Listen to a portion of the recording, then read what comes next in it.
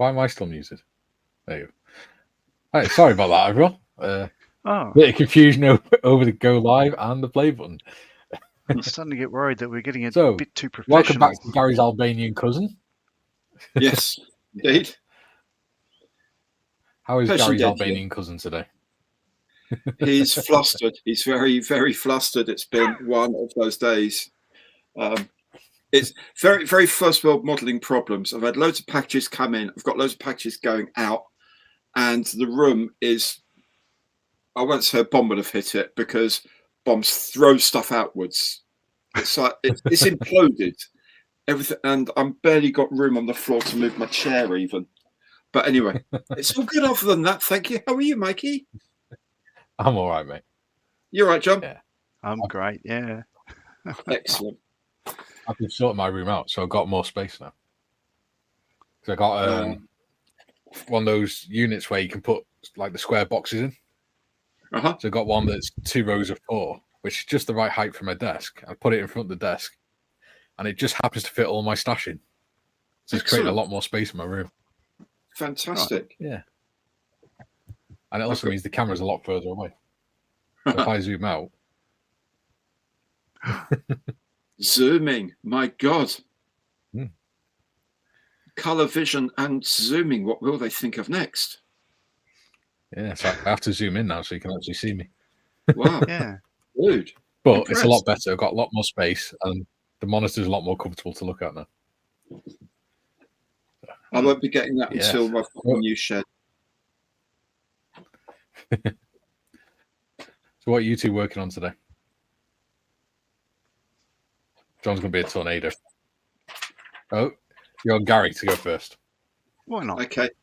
I'm going to be continuing my Himeji Castle kit. Oh.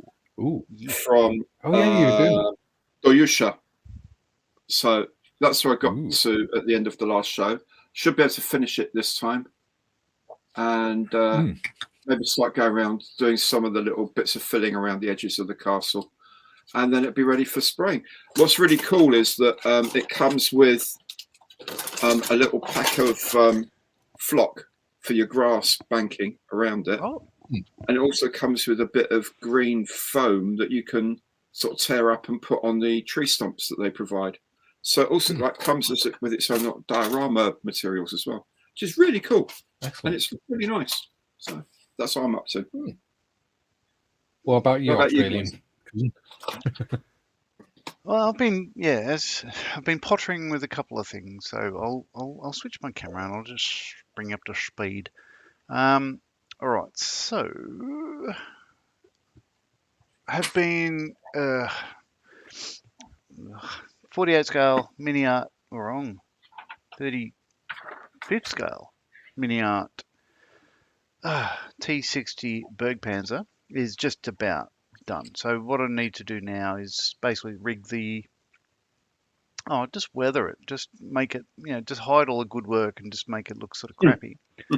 And and then I've got to do something about the base of it because I wasn't going to paint it, and I know Malcolm Childs will be upset with me because I've got some paint under there, so I might have to just write a message like "Hi Malcolm" in German or something or other, or Russian maybe. So that's what I think I might be doing. Tonight for me. The other thing I've been playing with is a 48 scale Italy Tornado GR4. So I've got the exhaust nozzles sort of done, a couple of different shades of I've got duraluminum. No, it's not what I got. Yeah, dural. Oh, there's some dark iron and there's some engine manifold. That's all looking pretty good. I'm happy with that. And of course, got a bit of stuff on the. Oh, there we go. I don't even know what outlet that is. It's a heat exchanger of some sort. Might be. I don't know. I don't know what it is. It's probably ECS. So that's ready for. I was hoping to get it sprayed with a clear gloss so I could start the decal process, but I haven't done that yet because I realised that I had to, I forgot to mask up these bits on the tail, and that just took time to mask everything up and take it all off again and everything else. But that'll tomorrow. I think I'll give it that a clear coat of clear gloss so I can decals down. And then, stupidly, I did something really dumb and thought I'd start on another one, which is Edward 48 scale line decker. And not much has happened here. I've just painted lots of things. So all the bits are aluminium. So that's using, as he slides across the room.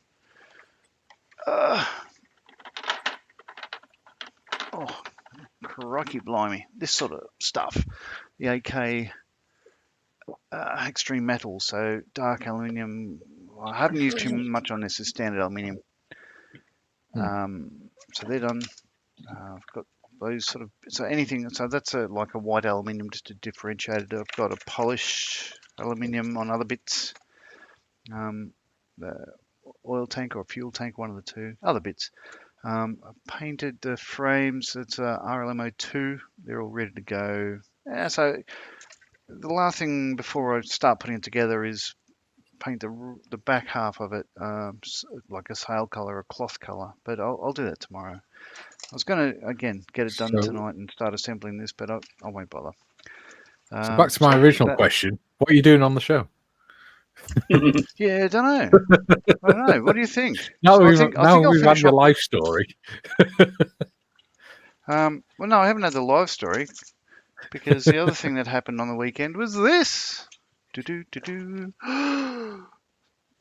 Oh, my well goodness. Done. Well done, man. Got a second That's place. A nice little point. I know. A delicious $50 gift voucher from the people at Frontline Hobbies. Wow. But I've spent that already. To be fair, you probably spend more than that every week in there anyway. Oh, no, I'm a good boy. So this then is a latest stash acquisition. Ooh, nice. 72nd scale Airfix Wellington, because, Wellington. Yeah. So that's me. So I believe I'm going to dirty this up and get this off the bench. And cool. No, none of them are finished yet. Except for the thing that we finished last week that maybe some people haven't seen. So this is the Spitfire. I'll change camera. So this is the ICM 48 scale Spitfire Mark 9 with beer barrels. Yeah. So there you go. It looks alright. It looks good actually. I think it looks good.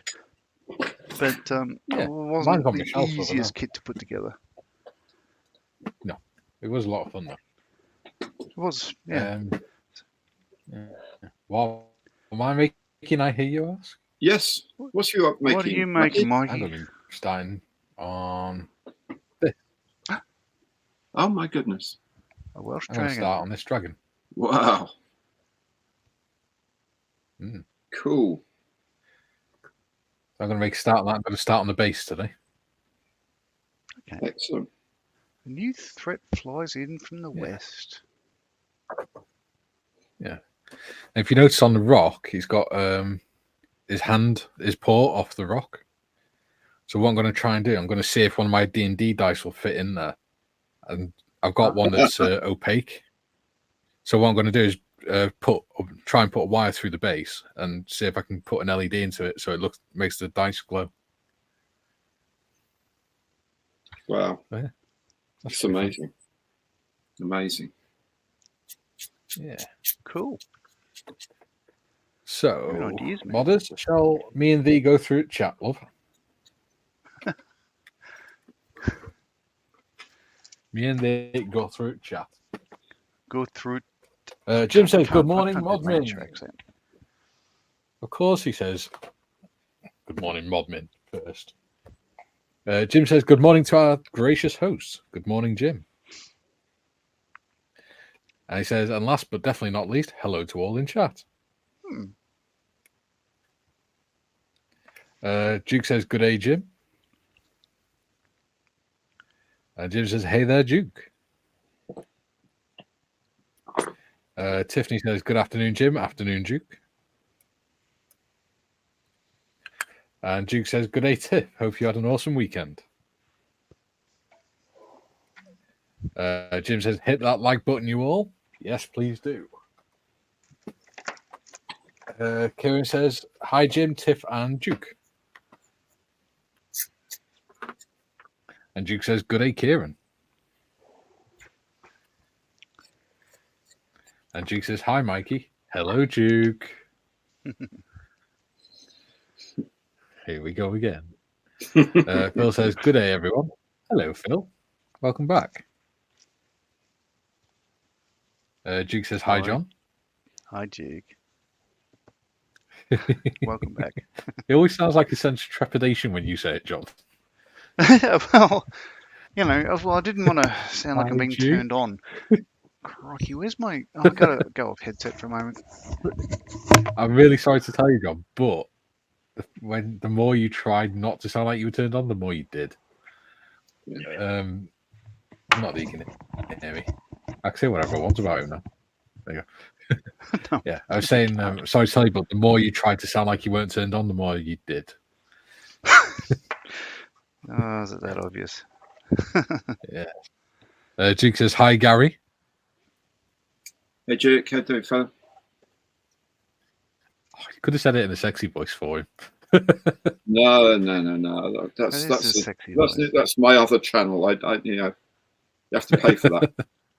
That's only gas. Duke says, good day, Phil. Julian says, afternoon all. I shall be back once I've half killed my done my exercise for the day. Excellent. Go and work up a sweat. Julian says, next thing they'll invent will be talkies. Oh, hang on, they did that already. Tiffany says it was good, thanks, Duke. Hope yours was too.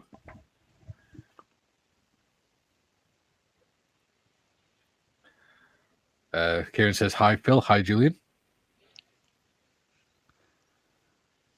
Duke says, good day, Julian. Tiffany says, hello to everyone watching. Please hit the like button on your way in. Thank you. Yes, please do. Jim says, I see all the usual suspects are here today. Very good. Yes, get a nice little community going here, aren't we? Yes. Duke says, congratulations, John. Oh, thank you. Steve says, hi, guys. Hope you're all well. Yeah, we are. Thank you. Oh, I am, anyway. I hope the other two are. Kieran says, greetings to our three excellent hosts, too. Hello, Kieran. Hello, Kieran. Glad you could join us this week. Hello, Kieran. He's done some nice work lately. So, we've caught up with the chat, which is unusual. It's only taken us 14 minutes. Oh, record breaker. Yeah. Jim says, hello, Stephen. Hello, Kieran. So, modders, would you like to do the honours?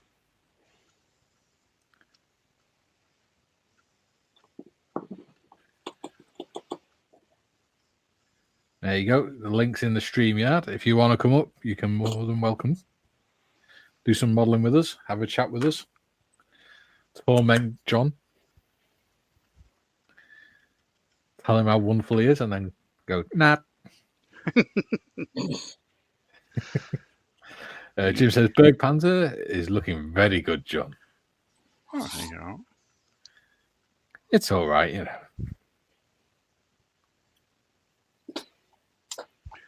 We'll see what happens next.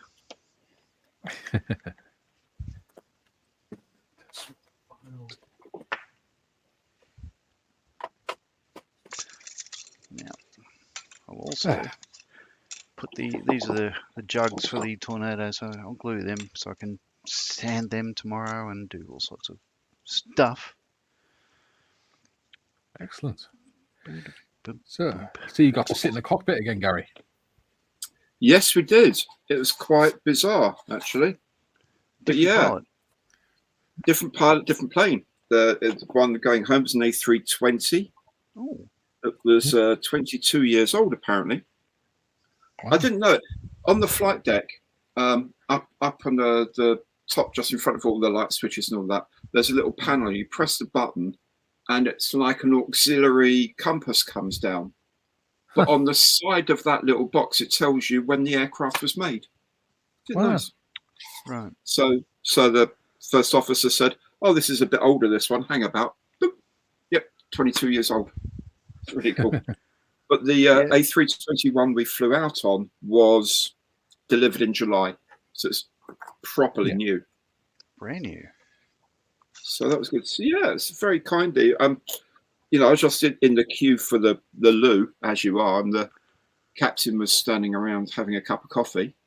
And I just sort of made a joke about, you know, is he okay trusting his first officer to do things like, you know, notice we just started descending. Is he supposed to be doing that? And we just got chatting briefly, and then he said, "Well, do say hi on the way out, won't you?" I said, "Yeah, okay, yeah, thank you very much." And as we're getting off the plane, I said, "Thanks very much." He said, "No, come in, come and sit down, come and have a chat." So okay, thank you very much. So we did, and it's very fascinating. Yeah. It always pays to be nice to the staff, doesn't it? Do you know what the Especially guy when I they're used to? on the life- Guy I used to know at British Airways, who used to get me into their flight simulators from time to time. He used to be cabin crew, and he used to give me all sorts of tips about what to do. And he said, well, one thing is to, when you get on the plane, say hello or good morning to them first, and then say, "How are you today?" Actually ask them how they are. Because it suddenly is like, okay, yeah, someone's interested. We're not just trolley dollies. And you know, and things like that. So sort of, yeah, if you're nice to them, generally speaking, the staff will be really nice to you. Yeah, and it's just really, really nice experience because, you know, having done the same thing on the way, the guy on the way out was hilarious. He just came out for a wander around because we'd been late taking off, and he just stopped and started chatting. And I was asking him, what's like, no, does it have a new plane smell like cars have new car smells and things like that? And we got to chatting. It turns out he used to fly Tornadoes and Harriers for the RAF before he joined British Airways. So we had a good old natter about those days for him and all that. And so I got to ask them something I've always thought about on Airbus in particular. Well, actually only on Airbus. They fly with a side stick. Okay. So, well, the captain, in fact, all of his military life, he'd have flown with his right hand on the stick and his left hand on the throttles, thrust levers, whatever you call them. Yeah. You then go to BA, you go onto Airbuses, and as a first officer, you sit on the right hand seat, you fly with your right hand, and you have your left hand for the thrust levers and switches and all that. Then the glorious day comes, you're promoted to captain. You have to sit on the other side of the aircraft. Then suddenly you're flying with your left hand and doing everything else with your right hand.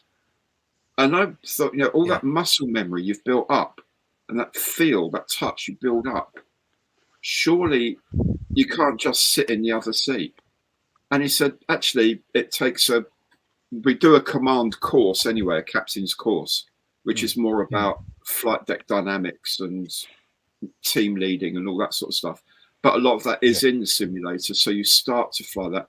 And then you have a couple of days in the sim just concentrating on the flying skills. And you're fine. And I was pretty amazed that the brain could so quickly reprogram itself.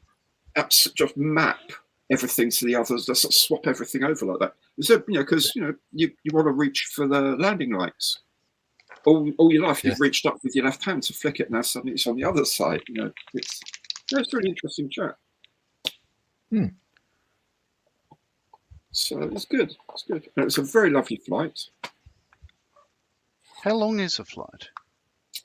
Just over 3 hours, 3.25 hours, roughly, depending on the wind. Obviously, I think the way out it was we were on like the leading edge of Storm Boris or whatever it was called. So we got there fairly quickly. I think it was 2 hours 45 going, and it's just over the 3 hours coming back. But yeah, it's fine. Cool. Excellent. I'm glad you enjoyed yourself. The beach looked nice. Beach was lovely. The beach was gorgeous, actually. But it was really funny in that the sort of the a few days after we got there, it was beautiful. And it's not packed. It's just enough people to make it feel like there's people around and it's fun and all that, without being overcrowded. And then, like towards the end of the week, the weather turned a bit and people stopped. And then that weekend, the place closed. Just like literally in 2 days, all of the umbrellas had disappeared. All the sun loungers had disappeared. Half of the beach bars had been taken down. Literally over the weekend, it turned from holiday resorts to somewhere really cold in the middle of winter, even though it was still sunny. We did have a couple of really good storms whilst we were there as well at night. But it's just bizarre how quickly it changed from in-season beach resorts to out-of-season beach resort. It was literally 48 hours. 2 of the 3 supermarkets in town just closed completely. It's really weird. Right, there we go. So we'll go a week earlier next year. We've already booked it.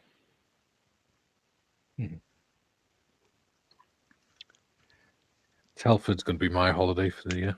Well, first holiday in 10 years. Wow. God, that'll come sooner than you think, man, won't it? It's only November. Yeah. Well, we're staying in a hotel and we're thinking of getting a taxi down, so beer time. Yeah, absolutely. Yeah, so we tried to pick a nice hotel. This is our first time away in years. Nice. That is Whereabouts is it? Not far away. 4 miles away. Okay, cool. Yeah. Sorry? Have you negotiated a trip to Cosford as well while you're there? Ooh, I forgot about that. I might do. Cosford's so Yeah. close. Yeah. It's like, I don't know, 12 miles or something like that. It's hard on by. Yeah.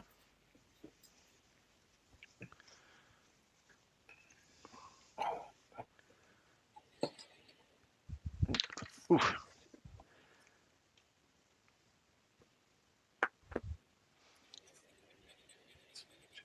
Got quite a bit of chat to catch up on as well.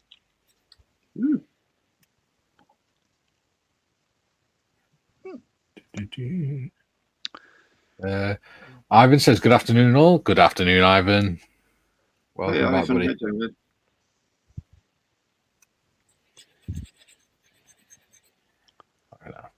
Ivan says, "Modders, hi." Why did everyone say hi to modders first? She's the reason we're all here. Yes. This is the reason the channel's still going. Jim says, Kieran, beside my trick knee, I am tip-top, Kieran. Thank you, mate. Says, Gary, welcome home, matey. Hope the holiday was good. Oh, it was lovely. Thank you, man. Thanks very much. Phil says, question for Gary. As there's only a few of us, you can tell us all the Airfix secrets you know. I know nothing. Well, I know what they're announcing tomorrow, which is why I'm not terribly excited. Oh. We got an embargo. It's not a Hamden. It's not a Halifax. It's nothing. It's just like they sent this thing. The email comes in, embargo, da da da da da, and you think, yay, great. What is it? Then you read it and go, yeah, okay, right, fine. It's not. I didn't get overly excited. Let me say. There will be some people who are very happy, I'm sure, but I just whatever.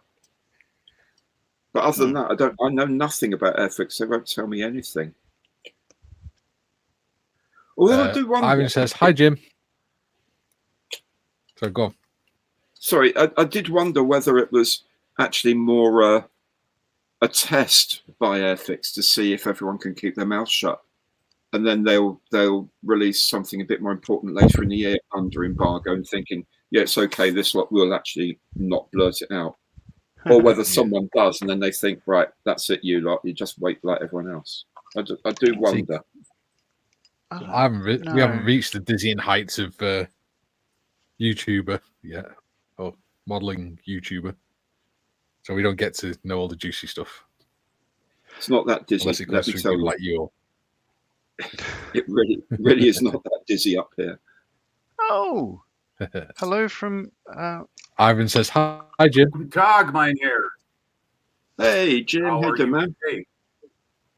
I'm doing great, Gary. Thank you. And I see you look fit as a fiddle after your holiday.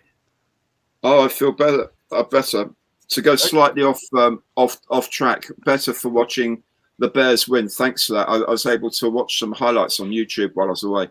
Well, it's a good thing you missed last night's game because they were completely.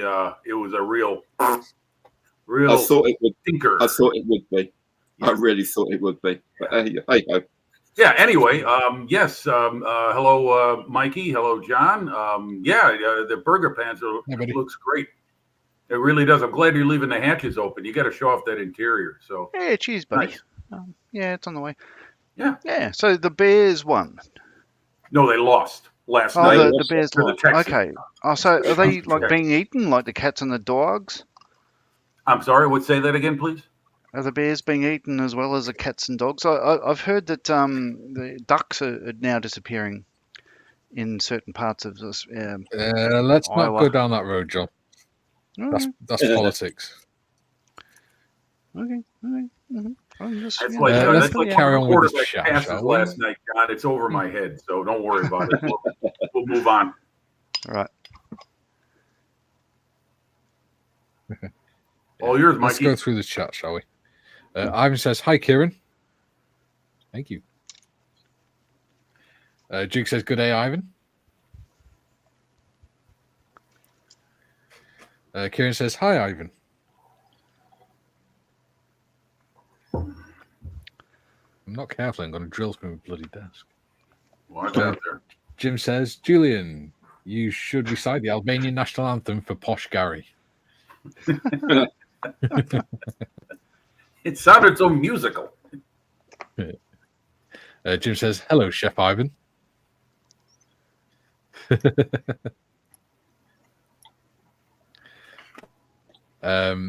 Chef Ivan says, I see all the Waitrose staff nationwide all have a spring in their steps and smiles on their faces again. I don't know. Gary, any info on that? Nothing to do with me, mate. Nothing Waitrose, to do with Gary? me. Nothing to do with me. I haven't been shopping yet. Crapulent. But when we do. Stuart says, hi all. Hello, Stuart. Hey, Stuart. Do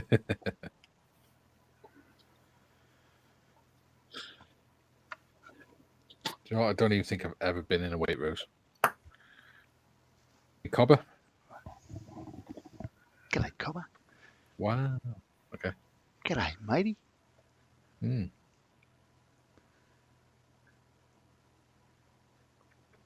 Why has everyone got really square windows?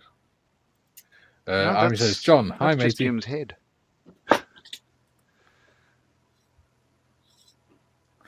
Oh, that's a bit mean, isn't it? He's a guest. He's supposed to be nice to them. I know. We love Jim. Tiffany says, hello, Ivan. Yes, we do. Stop picking on our guests. You swine. Ivan says, Stuart, hi.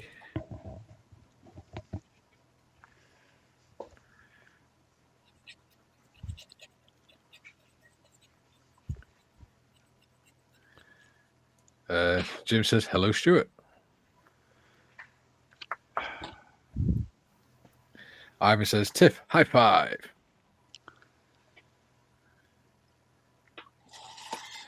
Joe Elmo's in. He says, good afternoon from Bridlington, United Kingdom, everyone. Hello, Joe. Ooh. Welcome to the show. Hello. Hey, Joe. How you doing, mate? Can somebody educate me? Where is Bridlington? Yorkshire coast. Waitrose. Okay. There you go. Somewhere up in the Yorkshire coast. Thank you. Right. So in the northeast. Yeah, I figured there. I've been Ivan says, "Hi, to Joe." Yorkshire 4 times. Ooh, I've been twice. Mr. Cummins is in, the comedy sniper. He says, "Good afternoon, all. Good video game. Good video again today, Mr. Evans. I assume the lyrics choice was a dare or a challenge." It was a personal choice. Thank you. Lovely. The part of the He does have free will. part of the whole punk revival thing, along with Green Day in their early days. I think Rancid were a good band. Well, still are a good band. Sure, I've never even heard of him until you mentioned it. Nor have I. Chef Ivan says, "Hi, David." Oh, that's going to be too big. Joe says, "Hi, Chef. How's you today? I'm still at work." For some reason, whenever I say "Hi, Chef" or something, I picture the guy off South Park. So do I.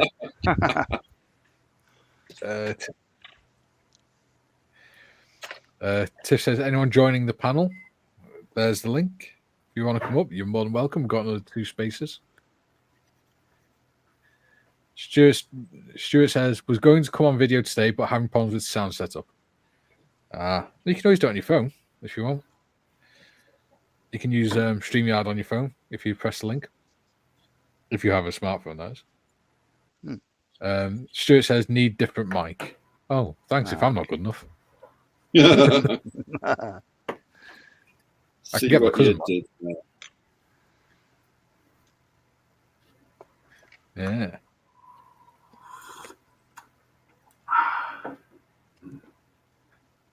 Stuart says, "May try it in a while, see how it goes." Yeah, it'd be nice to get to see you. Yeah. Steve says, "Go on, Jim, get in there with him." I'm here, mate. Top of the morning to you.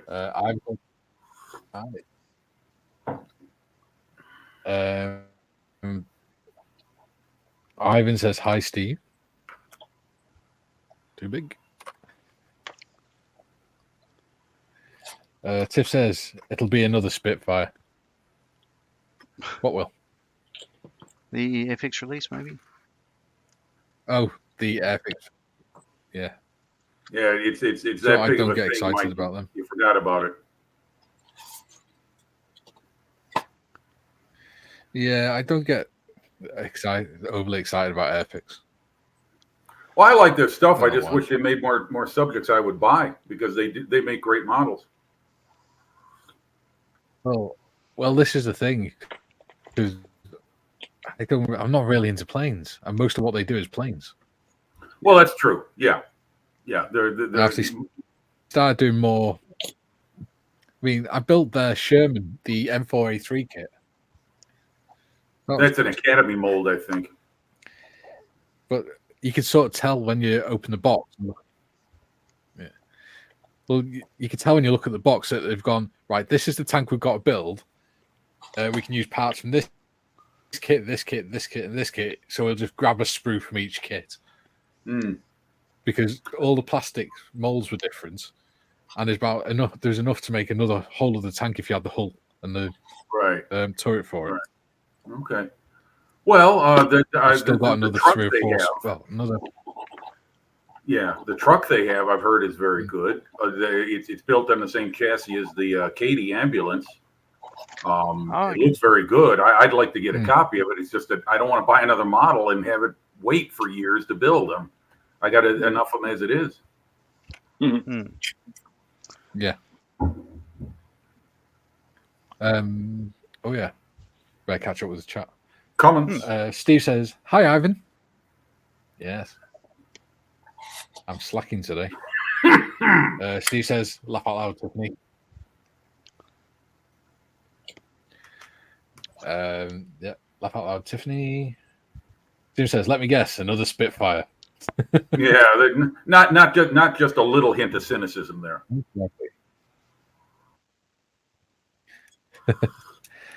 Joe says, "What are you working on, guys?" Gary, thanks for Monday Matters. The best way to start the week. Thank you so much. Huzzah to that. Huzzah. My favorite as well. Oops. Yeah, that. Oh no, kick on comment. Sorry. That's what I'm working on. There you go. He's asked what we're working on. Oh, okay. Well, I'll do it after the comments. Working I'll on show it Dragon. on what I've been doing on after the comments. Yeah. Joe's. Yeah, we've just read that one. Phil says here in Eastleigh, the home of the Spitfire, there are never enough Spitfires. Totally agree.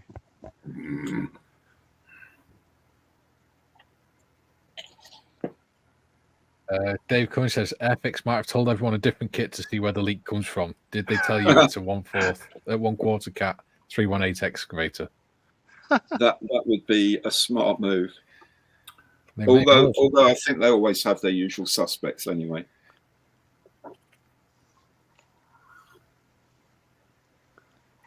It's a shame that people do that, I know. Because it spoils do the they fun. though? What, leak? Yeah. Has anyone that FX trusted actually broken their trust? I don't think they have, because you'd be mad. Well, last year at with the Heinkel, no, not the Heinkel, the Messerschmitt 410, that was leaked out to someone to build it, and their build video came online about 2 or 3 days before the official Airfix announcement. Oh no! So they had obtained a kit from a source. Okay. A lot of people know who the source was. Yeah. Who would possibly have advanced large amounts of a kit that's being released in a few days' time. Inside They've job. given it to someone and said, "Why don't you build this and review it?" And he's put it online, and it's like, guys, we haven't even told the world we're building this yet, and we're announcing it at Telford. So that, I think that they got very well. Dale felt very upset about that. Well, he would. Betrayed. Because it makes him look an idiot. Yeah. And it means that you think, well, what can I do to trust these guys? But I want them to have the stock next time we launch something big, so people can actually buy it. But do I want to trust them with this? So there's been there's probably been some negotiations around it where I at the risk of upsetting Dale, I would say tomorrow's announcement isn't on that level. So it's not something. That's why I was thinking, do you know what? Yeah, fine, grand. But I'm not terribly excited. Just thought people might want to check it out when it's around tomorrow. Sure. Yeah. Well, what I thought was much more interesting, especially you might like, John, was the Revell Meteor being an F8, so they can have Australian markings for it. Yep, that would be my old Squadron 77. Sorry, guys, I'm just laughing at what David just put in. Go ahead, Mikey. Continue with the comment. Ivan says hi, Phil. Duke says I laughed, John. Thank you. Somebody had to. Joe says Airfix could bring out a new tool for VC10. Yeah, good.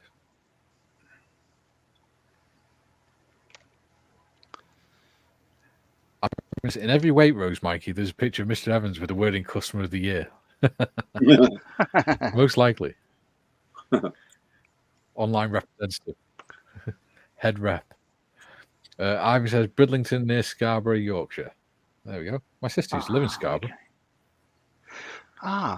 Side of a famous raid. Sonic says, hi guys. Hello, Sonic. Hey, Sonic. Went to Scarborough. It's beautiful. Joe says, is East Yorkshire on the coast? It is. Joe says, Chef, yes, Scarborough is only 30 minutes from Bridlington. Yeah. Come on, words. Kieran says, I can't wait for Airfix to announce a retooled 148 Supercat Jaguar. It surely must be on the way.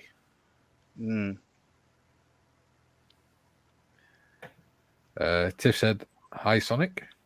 Kizzy. Kieran says, hi, Sonic. Kissy, kissy. Dave says, I heard the new Airfix kit is a... Yeah, That's so his hard drive being wiped. that was a poster Jim was laughing Jim at a few minutes ago. That was his cat walking across the keyboard. Jim says, hello, Sonic. Good afternoon, lad.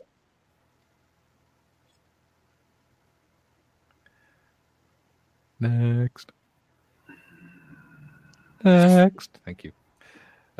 Joe says, chat you guys later. Just about to start some overtime. I'll watch later this evening. Excellent. Cheers, Nice Joe. to have you with Thanks us, for Joe. dropping Thanks in. for joining. Good to see you, John. Take it easy. Hope Yeah. to see you again tomorrow. Yeah. Dave Cummings says, cheers, Joe. Be good. And Joe goes, bye. Jim says, be seeing you, Joe. Be seeing you. Ivan says, hi, Sonic. Bobby G.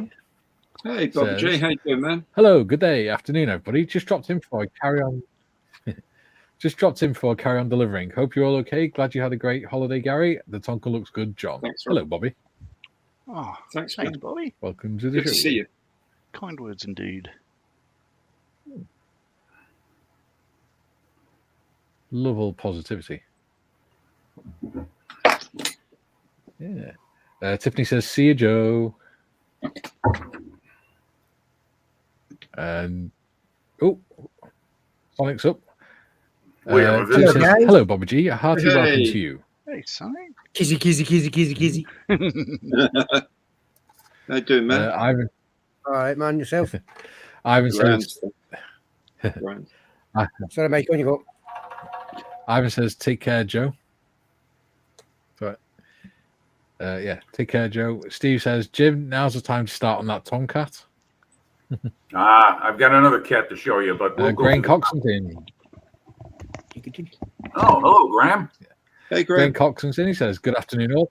Hello, Graham. Thanks for joining us. Bobby G says, thanks, Jim. Hiya. Ivan says, hi, Bobby. Duke says, iFix are using the Swedish chef to release the kit early.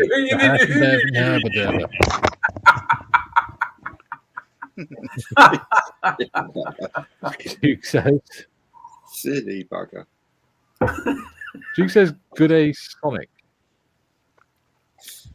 Dear. He says, good day, Sonic. Bobby G says, hi, Ivan. And then Jim says, hello, Graham. Welcome to you. And then Ivan says, hi, Graham. Welcome to the show, Graham. You'll find that the people in here are very nice. They all like to say hello a lot. Yes, the we're start of the show cheery is usually lot, about 20 minutes of just people saying hello to each other. Ooh. What's that you got there, John? Is that a Jaguar in your hand? Are you happy to see me? Yeah, so this is Airfix's last offering of the Stepcat Jaguar. This is the A version, the French one. So I did this as a Hella release of the Airfix one, but the only difference is the nose. But this was it was a 48 build of 48 and 48 for the Dutch version of Models for Heroes last October, I believe it was. So I smashed it together for that show, but it's not the greatest kit. It goes together well enough, but oh god, it's my favorite jet. Always has been. So I'd love to see an FX rebox of this. It'd be awesome plane. Très bien. Yeah. Well, you know, Would it upset I don't know you why to know a I want to flown make one? Sorry, Gary? Would it upset you to know a flown in one? Yes, it bloody would. Yeah, flew in a T2 from the OCU up at Lossiemouth one time. Oh, awesome, Gary. Great. Jaguar is one of my favorite military turning jets my back on of all you. time, period. That's a beautiful airplane. No. The only copy I ever made was the Yeah. You are English tapes. No, I think yeah. Well, I am jealous. So here's the thing. I went to I've probably said this before. I went to Hendon on my previous holiday to the UK about 4 years ago or so. Never seen a Jaguar before because, of course, I'm in Australia. So I went there to see other things like lightning and all that sort of stuff, but I wanted to get close to a Jaguar, and I couldn't because I hung it from the roof. Oh, So I right. mentioned that to Jen Wright, Genesis Designs and Model Craft, and she said, "Well, when you come over to Telford, meet me at Cosford. I'll give you a look around." And she did. So I Wow. got close and personal with Jaguars. And it Excellent. was just so good. Bringing up a photo. They're an epic aircraft. Oh, it really is. The one jet I actually want to make would be a 148 Harrier or something. I don't know why. I just like Harriers. A nice plane. Well, you got your choice there. If you can find an old monogram kit from the 80s, they made an AV8B. So she goes to tour behind the scenes, if you like, in the training centre where they train avionics, or what we call blackhanders. Oh, that's Jen there. Nice. Wonderful. Yeah, that was so good. So good. Oh, wow. But no, I haven't flown in one, Gary, you bastard. Well, your Australian really came out on that one. I'll get my coat. No, the guys there was saying about they just come back from Nevada for Red Flag, and one of their number was used to be a Buccaneer pilot. Oh, yeah. And Buccaneers were famous at Red Flag for flying really, really low. They have like these. It's like a live. If people who don't know, maybe Red Flag. It's a live weapons exercise with lots of simulated things, and you can fly combat air patrols. And then they've got these computers who work out whether or not you would have got shot down and all this sort of stuff. And if you do get shot down, in theory, then you have to do the desert survival course. And seeing as they're not far from Death Valley, that's a good incentive not to get shot down. So, but they have this film from the sort of surface-to-air missile and anti-aircraft artillery emplacements, trying to track a Buccaneer coming in. And there's like hills, and then suddenly this Buccaneer-shaped thing just goes like that. It's like, okay, and it starts following around. And next, it's a lot closer, going like that, on its wingtip. The next thing, it's right over the top, and it's like, yep, confirmed kill. No nonsense. It was absolutely taking out this anti-aircraft site just by flying incredibly low. So that was good. And then they took Jaguars out there, and apparently one of the American guys says, darn it, these things fly even lower. Jaguars are proper low-level aircraft. They are scary how low they will fly. Well, I would guess, Gary, that flying a Buccaneer and then flying a Jaguar would be equivalent of going from a truck to a Alfa Romeo. Yeah, probably. Yeah, I mean, the Jaguar's got a lot more excess thrust for a start with the reheated engines. Just thinking that it would be like that. I would say so. With the afterburners going, I guess. Oh no! I've listened to a couple of podcasts, and pilots were saying that they are seriously underpowered. Really? What he was saying was okay. So here's the thing. Edinburgh refueling probe pops out here on the right hand side and sort of goes up. So you've got the basket when they do the drogue. The basket covers up that inlet. So they have to pretty much, so you're pretty much almost, you're trying to keep up. Well, you have to slow down, in fact, to stay with the tanker. So you're approaching stall. You wouldn't be really, but with that engine there, like losing thrust and everything else, you have to have the other engine going flat knacker to compensate for the loss of thrust there. So the engines are only about that long, and they're they are, from what I understand, underpowered Wow. I think, and I've also, the pilot was describing them as an ergonomic slum in the cockpit, and looking at well, sitting in one, yeah, it is stuff everywhere. Like the Hornet makes a lot more sense, just because, Well, one design improves on the next, so. Yeah, oh, it sure and does. also the Jaguar was very much a committee decision aircraft. Yeah, really Yeah, was. that's true. Yes, it was. You're right. Like, yeah, they wanted low power for training, and it was the RF and wanted more, but yeah, beautiful jet. I mean, yeah, it might be underpowered, but I still love it. Well, all I can say is that 200 feet and like 500 plus knots, it's got plenty enough power. It really got plenty of power. It's a damn fast. Got enough to burst your eardrums. Oh, Yes.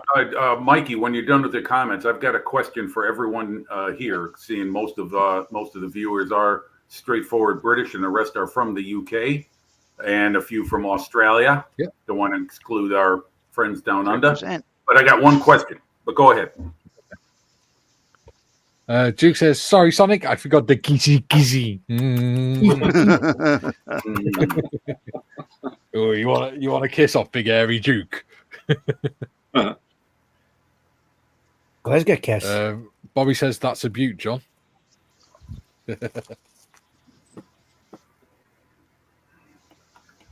Bobby G says, Gary has pretty much flown every aircraft. No, there's plenty I haven't Pretty flown in at all. I tell you, there's so many I haven't flown in. I want to. You did all right for a naffy guard, didn't you? Yeah, Oh. yeah. Well, they appreciated having their tea nice and hot afterwards. You see. Yeah. Yeah. I'll get back to the comments in a sec. Just putting some glue in. Mm-hmm. Lovely. So, your comment, Gary, a couple of weeks ago saying that, you've flown in fair couple of Hercs, but you didn't land in most of them. You sort of jump out. Yeah.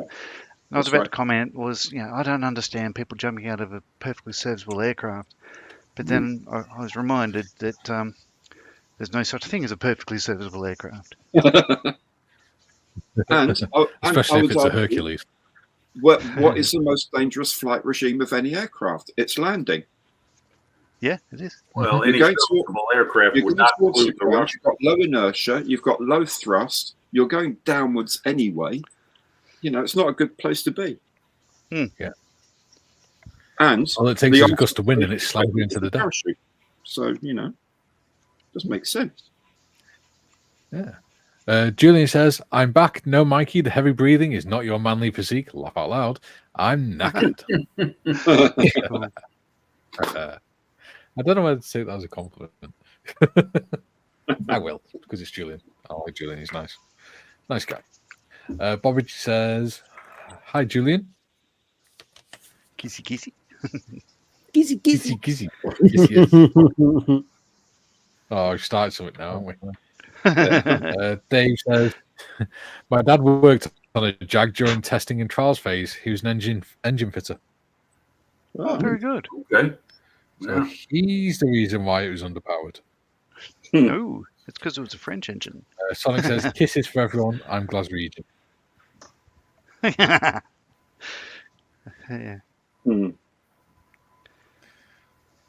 That wasn't a filthy laugh at all, John.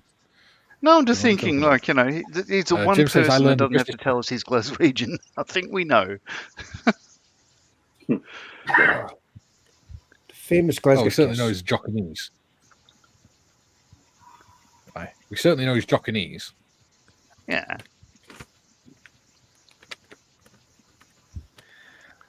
Jim says, I learned the British pronunciation of Jaguar courtesy David Gilmour way back in 1975. Which song?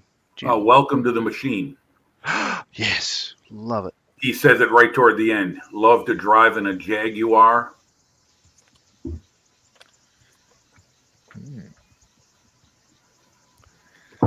I don't know. I wasn't alive then. Well, you weren't around for World War That was One either, like Mikey, 13 but you're years studying before. that. Yeah, but I don't study ancient music, do I? Well, we Although just study the ancient Mademoiselle warfare. from Armentières. Yeah. Saying that, the Mademoiselle from Armentières is quite interesting. Hasn't You been listen kissed to the in whole 40 song. years. Inky Pinky Parlez-vous. Don't sing it. Julian Don't says, sing it. afternoon. I didn't. I said it. That's my Julian says, job. afternoon to everyone who joined while I was away. Yeah, John's sanding himself by the look of it. Yeah, you're not wrong. Like, that's not my hair. Kind of looks like the motion I brush my teeth with. Kieran says, lovely Jag, John. I've got the 1994 Airfix 148 GR1A in the stash too. I'd love a retooled one. It's my favorite jet. Oh, yeah. Yeah. Beautiful, aren't they? I think Harriers and Tornado is my favorites. I haven't made either of them. Oh, yeah, I've made a Harry years ago. Stuart says, lol, Glasgow Kiss, Sonic. Julian says, afternoon, Sonic, sunny and dry here in Wales. Well, for 5 minutes anyway. Yeah, it is actually. That's quite a nice afternoon. Dave says, Jim, Jag, you are not a Jag. What? Jim's gone off on a mission somewhere. Sonic says, just hope the weather in Telford will be nice, counting down the days. Yes. Yeah. Can't wait, man. It's going to be good. Yeah. It's going to be good. Get to meet everyone. Finally. Julian ducks Sonic's kiss. Yeah. Julian ducks Sonic's kiss. Jim says, David Cummins, Jaguar.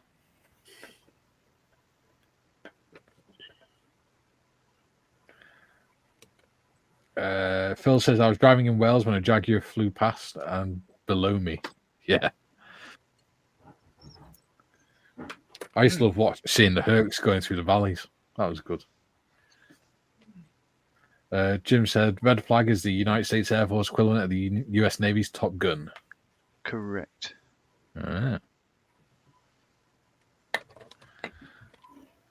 Jim said, oh, yeah, I've just read that. Julian says, I remember one police Egypt who used his radar gun in an RAF low-fly area. I think the Mac Loop. A Harrier locked onto his radar. Idiot nearly got killed.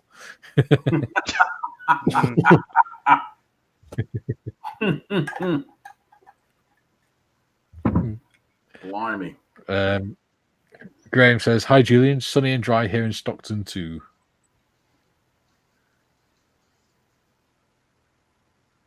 There you go. I've now got a weighted base from a dragon. Hey. I'm thinking of decorating the outside of that as well.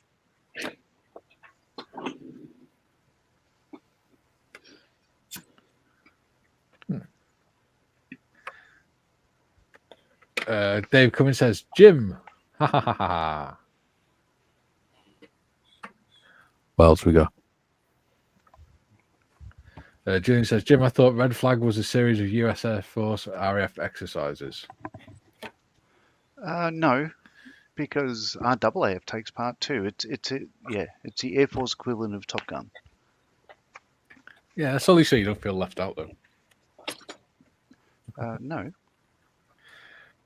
Oh, wow, we've gone from 22 viewers down to 9. It's because I'm not allowed to Must be sing. boring people. Ivan says, I have to go and get busy, people. See you tomorrow next time the shop is open. Have a great day, all. Bye. See you later, Ivan. See you later. Take care, mate. Julian says, Gary hasn't flown in quite as many as Winkle Brown. True. Not quite as many.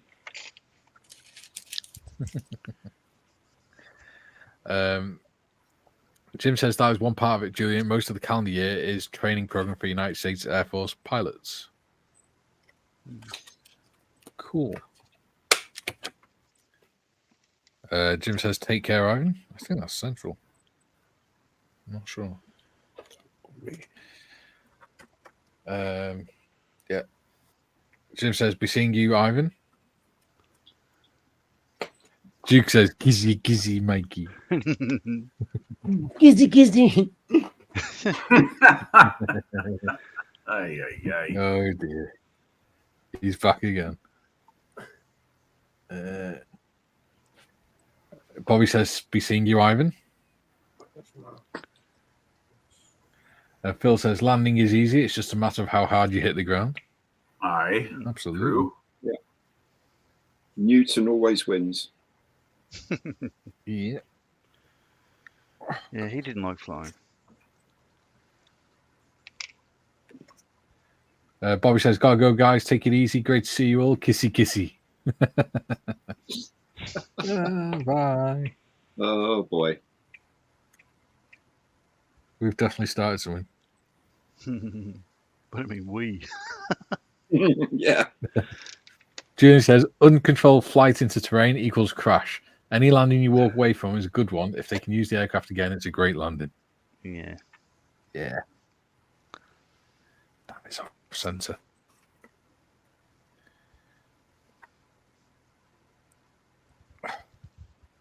I remember a pilot saying to me when he was in training, he had a particularly rough landing, something like a jet provost or something. And at the debrief, the instructor said, well, the thing was, when we landed, no, let me rephrase that. When we arrived, I'm not dignifying that with the term landing.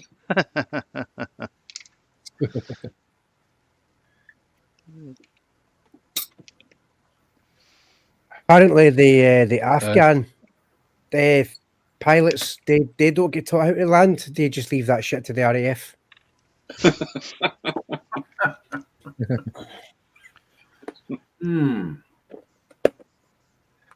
Duke says, I don't really want a Glasgow kiss, Sonic. Why not?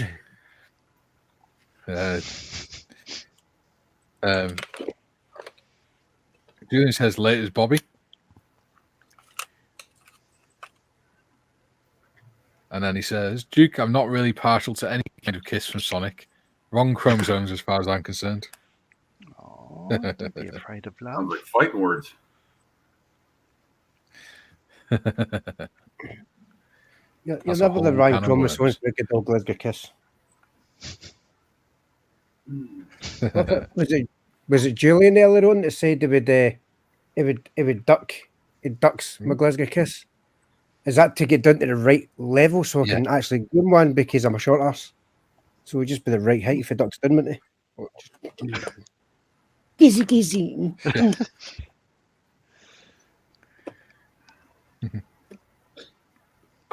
Yeah, Duke says, kissy kissy John.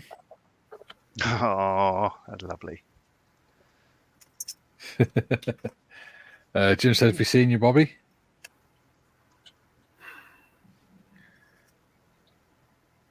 Duke says, kissy kissy Gary.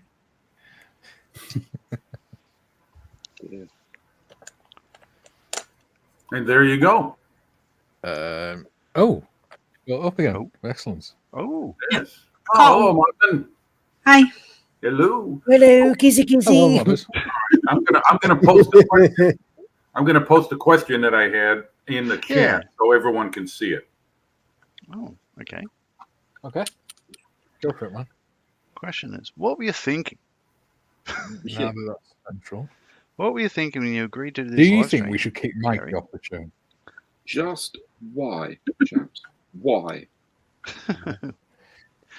What the Sam Hill? Do we think we should kick Mikey off the show?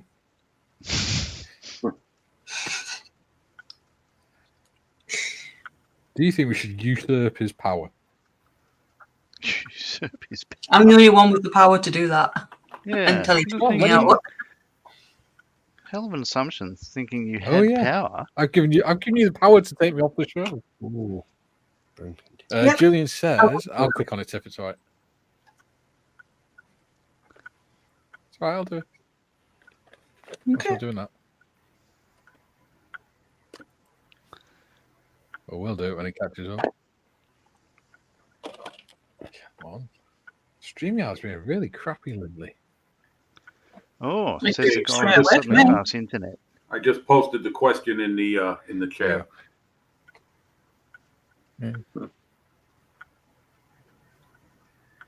Yeah. Julian says, Sonic, I'm in a wheelchair. Pre-duct, laugh out loud. Ducking would put my head about 2 foot from the ground.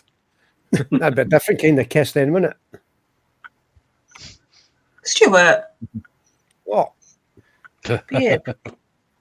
No, It'd be they an can Aussie kiss kiss. because you don't want it. It'd be an Aussie kiss. Oh, yeah. Oh, don't do that, boy. You know what happens. Yeah. People whinge. Yeah. Jim says, what British World War II anniversary was yesterday? 15th of the 9th, 1940.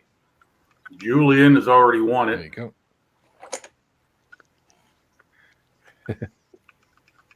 Good for you, Julian. Gary, tell him what I he thought it was wants. today, 16th. The 16th of November.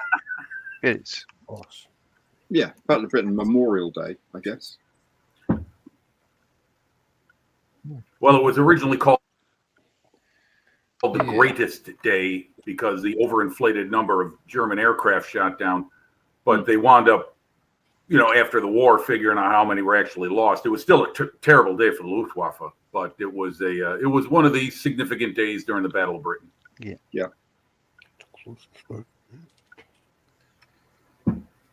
And yet the Americans still think that they won the war for us. They saved us. Hey, listen, buddy, you'd be nothing but another outpost of the Russian Duke says, Empire. yes. That's Otto from A Fish Called Wanda. Yeah. Yeah. Good film, that. Oh yeah, oh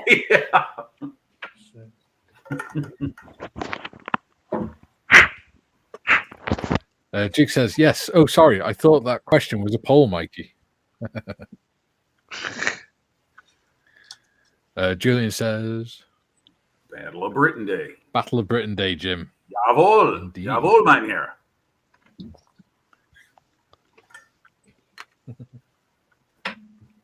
They were really saying Steve fire on that day.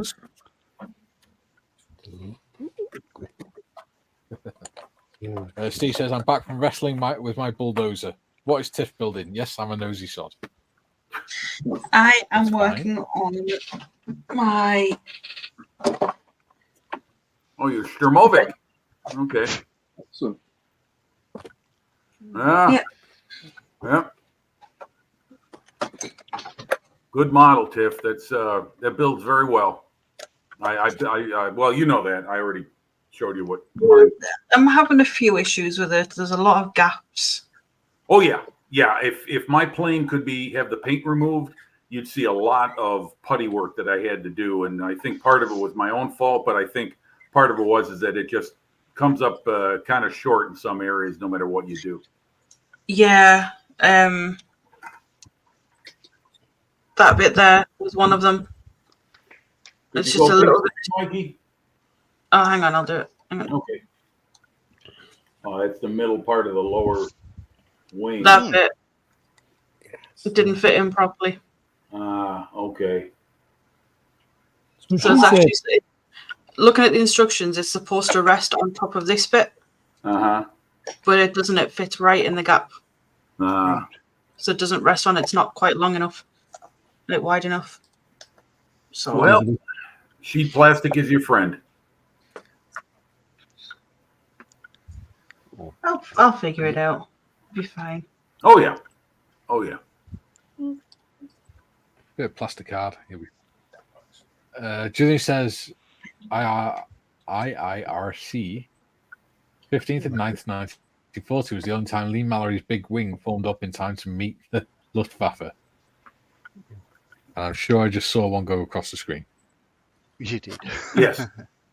On John. Well, Lee Mallory was a jerk, to say the least. He was just one troublemaking guy, especially at that time. Keith Park was right. Well, it's upside down. But yeah, I totally agree with you there. I think the big wing was, I wouldn't say a flawed concept, but It just didn't get there in time. It didn't get there in time. But everything else had worked, They were down to the wire, but so were the Luftwaffe. So why change your tactic? Yeah. I'm sorry, Mikey. Go ahead. Steve says thanks. Julian says, Hi, Steve. Okay. And Steve says, hi, Julian. We are caught up again. Yes. Doing quite well keeping up with them today. Yep. Now, correct me if I'm wrong here. Did Hugh Dowding, head of Fighter Command, did he pass away during the war? He wasn't around to see the war's end in 45, right? He lost his position. The fact is, he retired before the war started. He was recalled, so he just wanted to go away quietly into the night.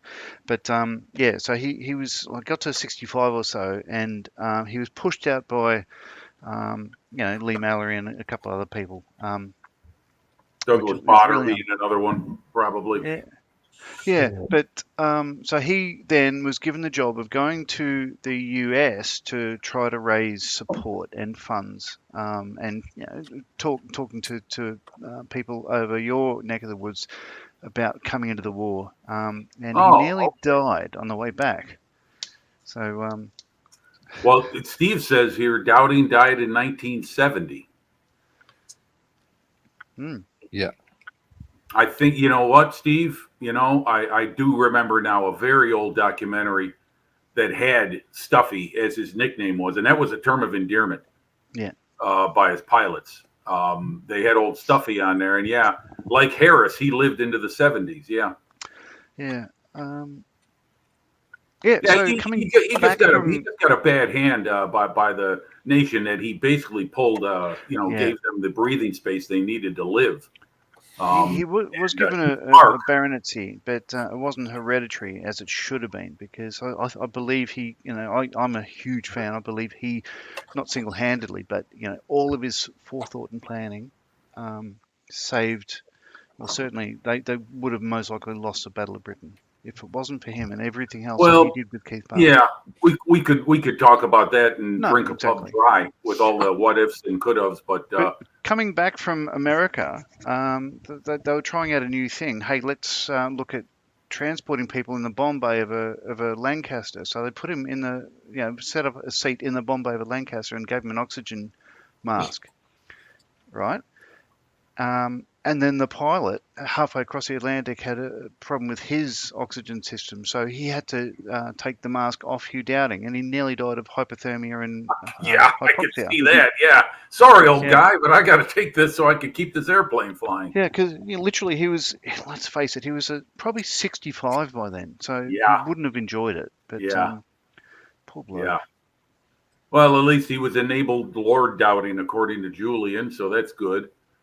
Big wings hit the exhausted loop. Yeah, maybe so, Julian. But when they needed them most on the way in, and like you said, at that time, it might not have been a good idea. That might have been something they could have done later in the war.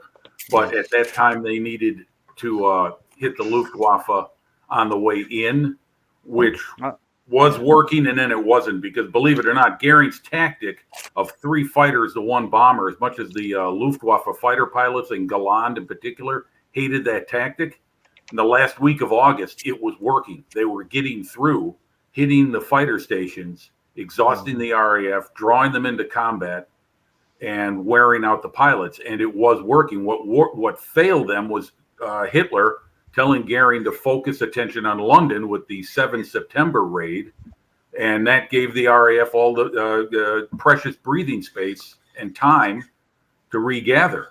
And it was a huge mistake. Yeah, it's fascinating.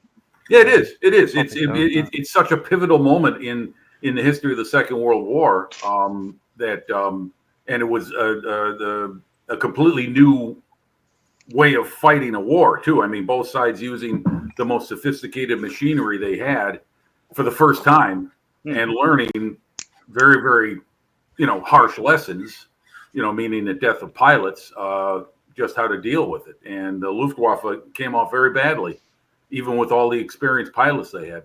Yes. I'm sorry, Mikey. I kind of took over there, but the history of the Battle of Britain fascinates me. I've been reading about it since I was a wee lad. Same. It was my gateway drug into modeling. You know what it was for me? It was all those war movies I watched. Sink the Bismarck, Tora, Midway, all those old films I saw when I was a kid, and I saw all those neat models. I was like, wow, I want to do that. That kind of history led me to modeling, more or less. Some people, it's the other way around. Yeah. It's weird because when I was a kid, I was never really interested in them old films. It's only as I've got older and been more and more interested in history that I've actually started enjoying them. Yeah, once you became a little bit more aware. I'll say this, for the film Sink the Bismarck, made in 1961, if you look carefully at the models of the ships they use, they are accurate renditions of each ship. You can, if you know the silhouettes of the ships involved in that chase, both Royal Navy and well, the Germans is easy. It's only 2 ships. But if you look at the models, they're very accurate. Yeah. Whoever did those was very good. Yeah. Nick Johnson's in. He says, "Good afternoon, everyone. Mystery Box Nick is back from work." Gary, did you yes, pass? mystery box. I'm preparing my. I don't know. Nick Johnson. I give you all the credit in the world. You really throw out some real whiz bangers. They are. You talk about some massive curveballs. I've never come close on any of them. Well, you'll be glad to know, Nick, the package arrived safely today. So I've got tomorrow night's one and the next first Thursday one are both here already. Good and safe. And I have no idea either. Nor do I. That's what I wind up doing. I just wind up throwing my hands in the air and saying, okay. Last time, for goodness sake, I was even to the point of guessing, was it a 250,000 scale kit of Hamburg when he's talking about the target for tonight? You know, it's like, there's no idea at all.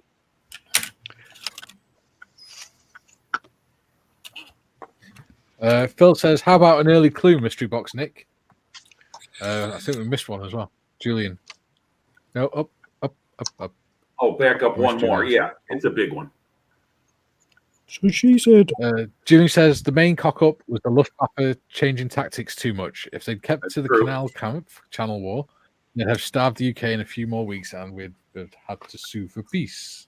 Well, you know, all that cargo that the Royal Navy insisted on shipping through the channel for national prestige could have been shipped by rail, but they insisted on doing that, and I'm not sure if Churchill gave his approval of that or not, but they kept on sending the ships across the channel.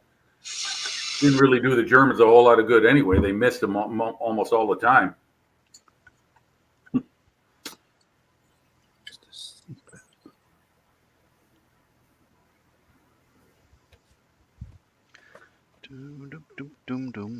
Now I think Battle of Britain is I'd call it my my favourite period of certainly aircraft to model and all that sort of stuff. I think it's absolutely fascinating. However, I don't build enough of it. So. Yeah, me too. I've got plenty of models of that era, but they're all waiting to be done. I do think Mr. Evans has made me choose the next purchase already. What do I do now? Well, you mentioned I think you're going to build it sometime soon. The what's it? Armstrong. I'm trying to remember No, not the Wimpy. Whitley. The Whitley. Yeah. I've been building the Whitley soon. That's been hanging around for a little while. Yeah. So I've been that's in the shop, local store, Frontline Hobbies, and a shout out to the people from Frontline Hobbies. Here's a wonderful thing.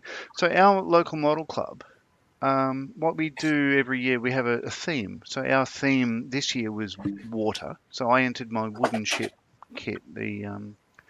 I'll bring it up for people who hadn't seen it. People new to the channel. Just won't take long.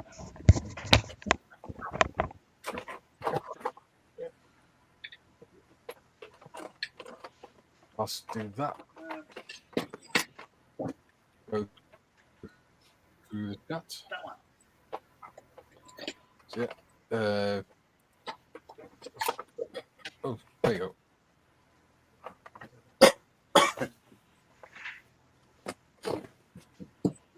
There you go, bring John. So our theme was water, and I entered that John's wooden put his ship. ship away again.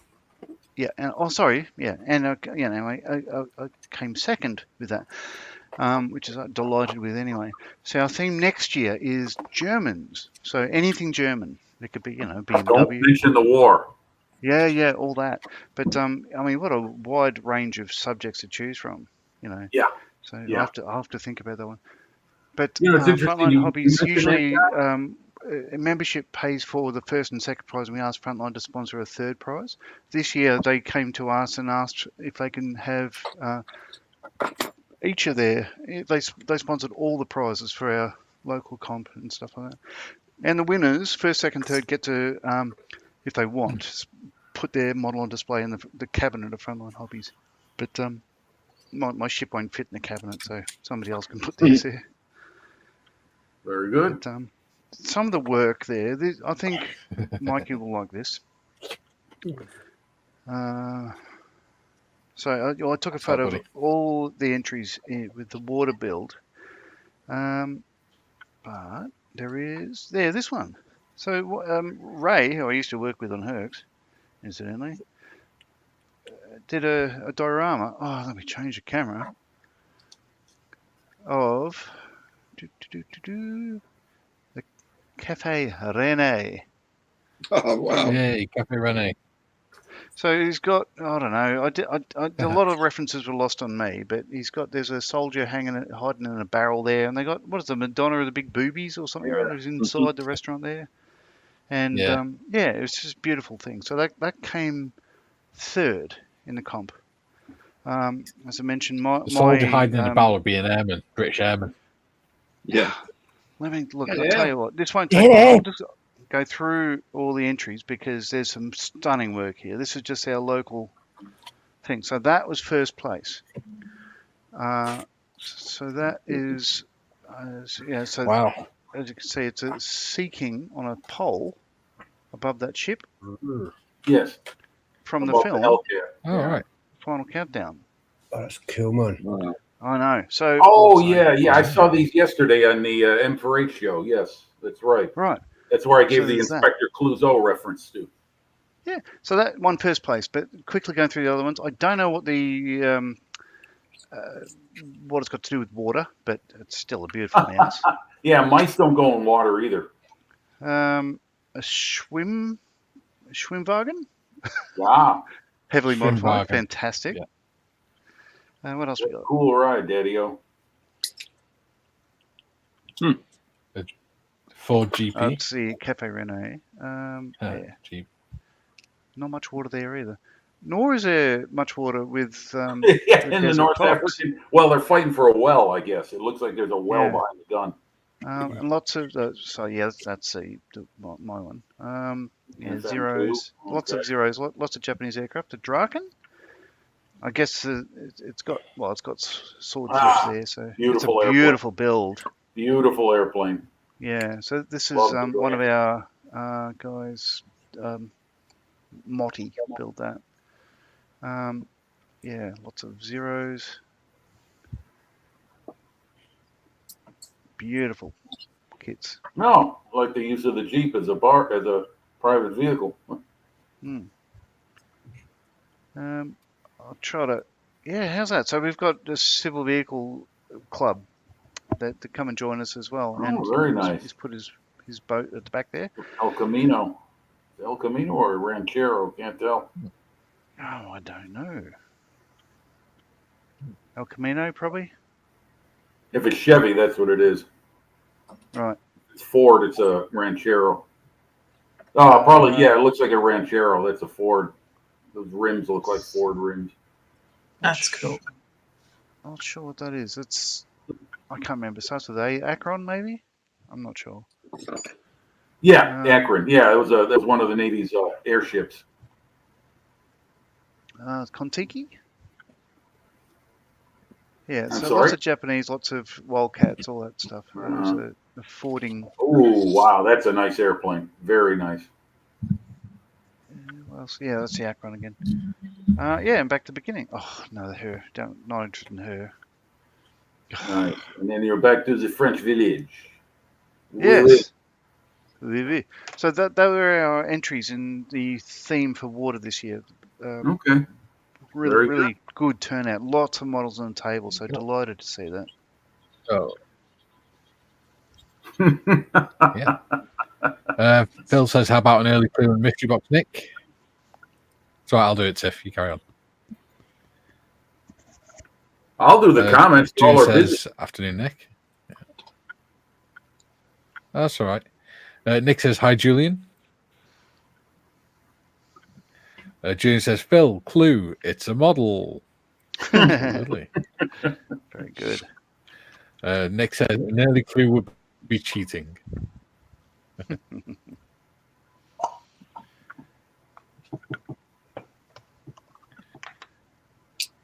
Jim says, Nick, that would be telling.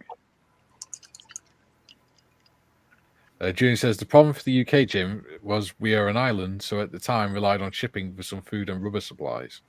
We did indeed. Yeah, but not through the channel. Yeah.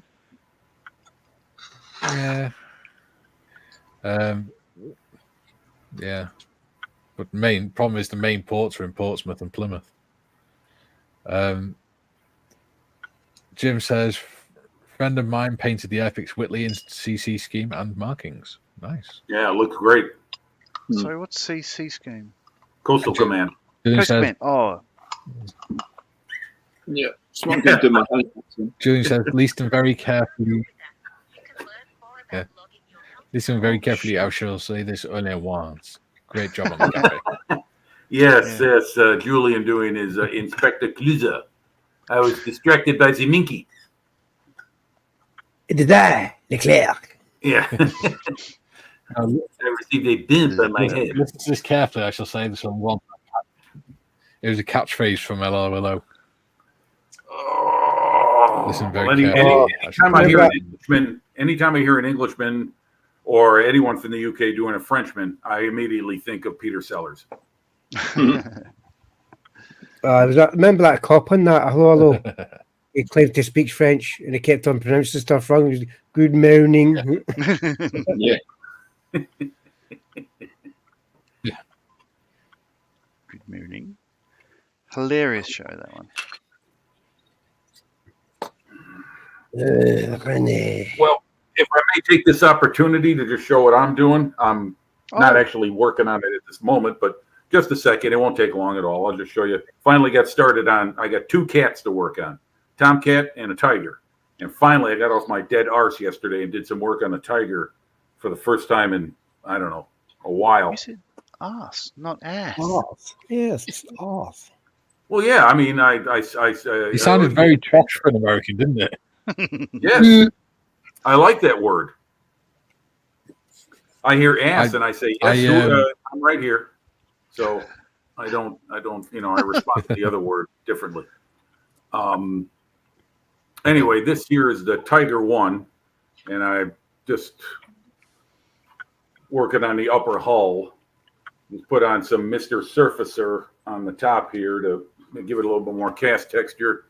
Put on the driver's vision plate. Messed up on this machine gun port. I should have installed parts on the inside so the machine gun could be installed, but messed up on it. So I'm going to have to plug that up.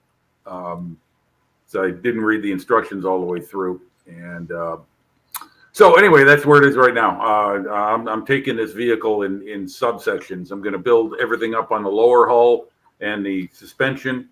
Then I'm going to go to the turret. And then we're going to put all the little details on everything and then paint.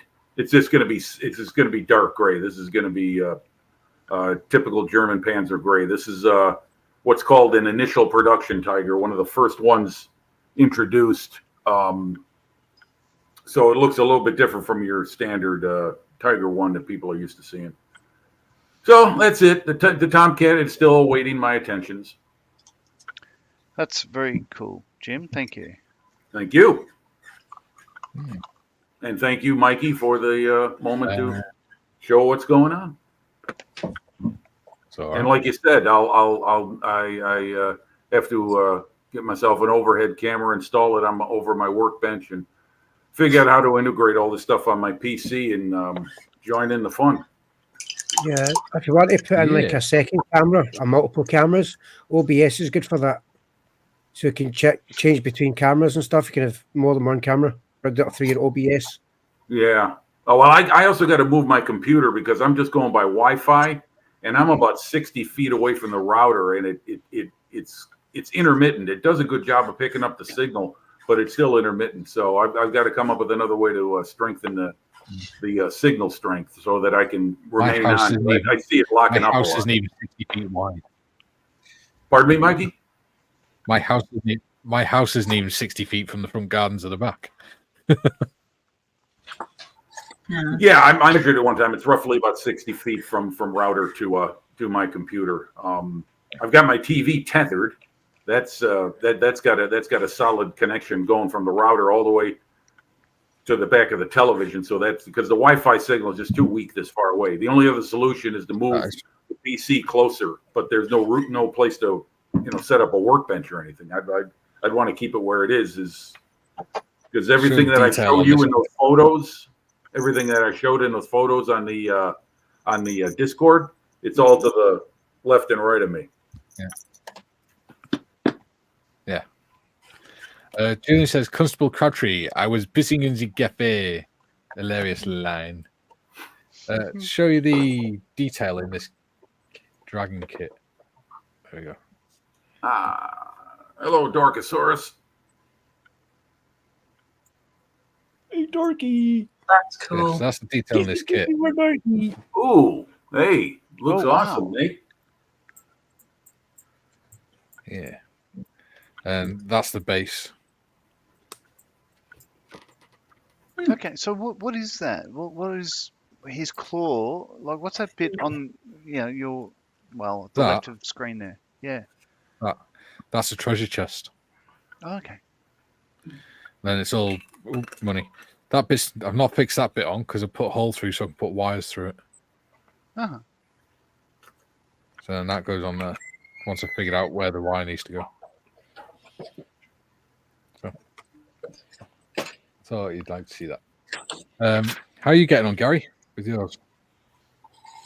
With my castle, it's pretty much built, actually. So I put the central pagoda in today. I've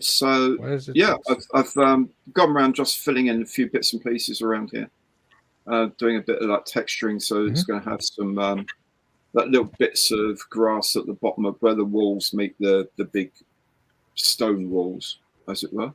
But yeah, it's lovely. It's absolutely charming. So next thing, it's got to be primed, painted. I'll probably use some textured paint for the walkways, like some sand texture or something, one of those acrylic things you can get. And put obviously the grass on, then do the trees, and that'll be it done. But really happy. Really enjoyed building this, actually. But certainly unique. Nice, I mean, I've not seen that before, but it's a good-looking build. It's a lovely kit to put together, I must say. I mean, they do a few of them. They do several.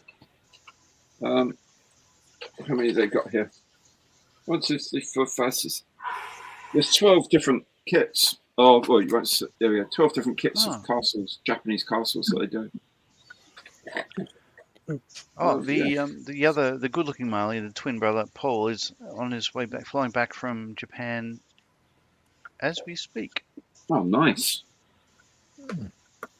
Very nice. Love to go to Japan. Dorkosaurus says, I'm awake, I have coffee. Hello, everyone. Hello, Dorkosaurus. Hello, Dorkosaurus. Kissy for Dorkosaurus.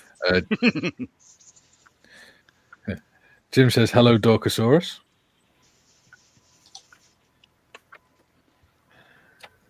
Jonas says, Wi-Fi amplifier. Hello, Jonas. Welcome to the show. Dorkosaurus says, hi, Jim.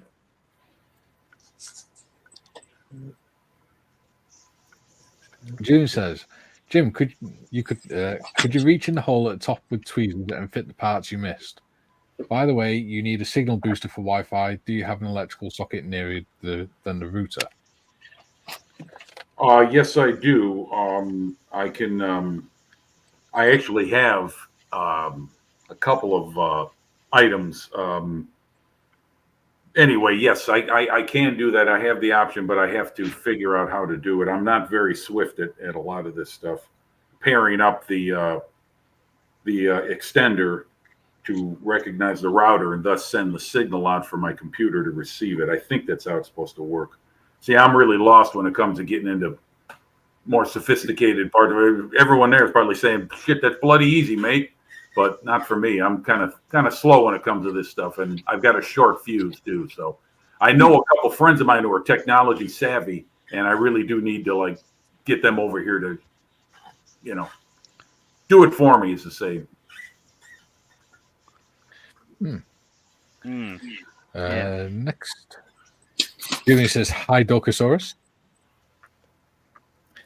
Julian, you forgot the kissy kissy. Kieran said, "Jim, you can probably use Ethernet over power. You lug a unit into a socket near the router, use an Ethernet cable to connect the router to the unit. You then have another unit in a power socket." Yeah, I've got that for my TV.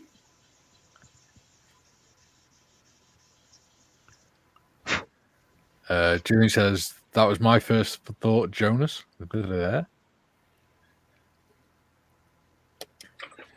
Dog so says, "Julian, hello."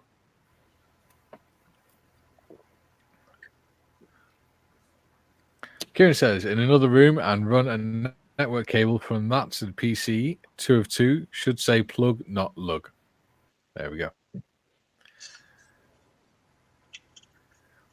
I'm sure if you get in touch with each other on the Discord, you can probably help him out. Julian says, "Kieran, they only work in pairs, and in my experience, are a bloody menace to get to work well."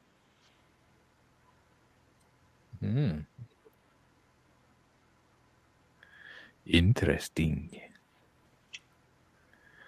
Jim says, "Kieran, that's how my TV is connected to the router. I can do it for the computer, though, too." Come on, Brain. You can do this. Right. Kieran says, "I've got several and have no problems with them."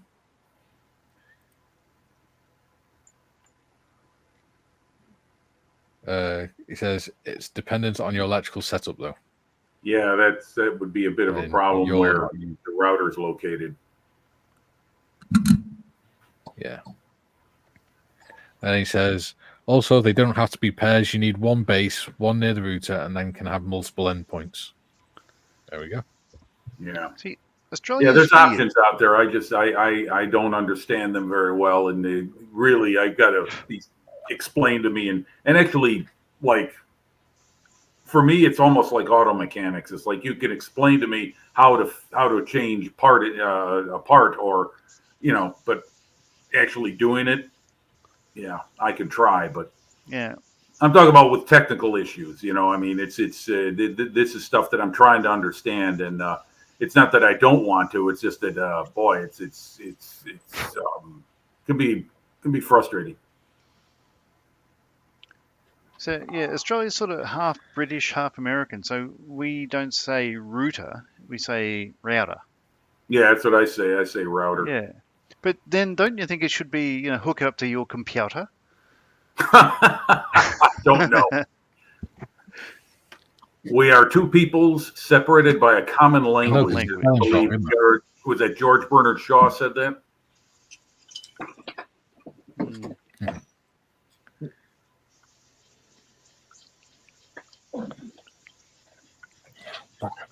Oh yeah, thanks for the shout out before, Gary.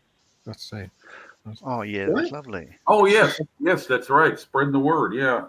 Oh, Mike, I meant to ask you. Did you watch that channel that I shared with you the other day? The Welshman. I didn't see anything like that.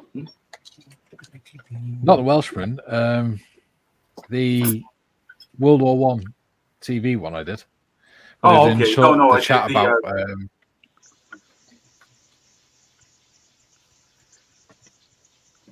Yes. No, I watched one about kind command structure in World War One. Yeah. That is, for me, that's a real education. Well, it makes sense. I know that it wasn't like Blackadder. Okay, I get it. Yeah. But I also understand that if you think about it, if we think about it, it makes perfect sense, and it's the same management structure we use now in the forces. The idea of, yes, here is your objective. How you go about it is down to you, and then how you can lay out the basic plan, and then the actual guys on the ground, they decide how best to achieve the different parts of that plan. And that there was a policy and doctrine that was in place before the war started. Yeah. It baffles me that people still think that wasn't doctrine. Well, if you're talking about popular history, that's very difficult to overcome. I mean, the Spitfire won the Battle of Britain, right? You just flew Spitfires and you scared the Luftwaffe away. You don't hear anything about Hurricanes. You don't hear anything about radar. You don't hear anything about the Home Guard. You don't hear anything about this, that, and the other. Cool. Yeah. But popular history is very difficult to overcome. And believe me, up until the last like 5, maybe 10 years, I was of the same thought that guys like Haig and his generals below him were a bunch of dimwits, and they did blindly send their men in to be killed. But it's not necessarily. That's not. That's not history's never black and white. It's often shades of gray. Exactly. Yeah. Yeah. They're very much generals of their time. Yeah. Well, they're also thinking. Certainly exciting. Yes. Well, it was very fascinating to me. By the way, I that channel I always watch. I mean, both that and World War II TV are two of my favorites to regularly tune into. But anyway, the chat's getting away from you, Mikey. So we'll return to that. Yeah. Yeah. I can't remember. Yeah, Mikey. Hurry up, Mikey. Yeah, what, John?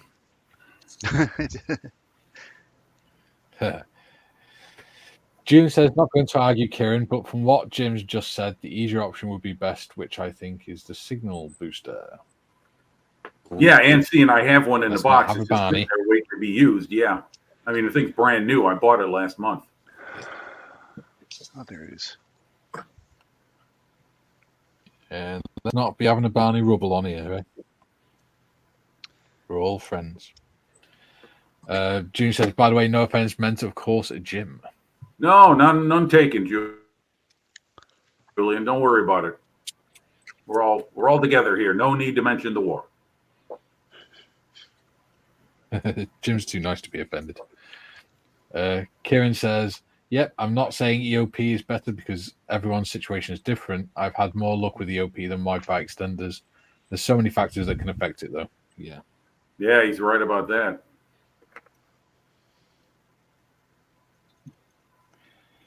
Oh, okay, yeah.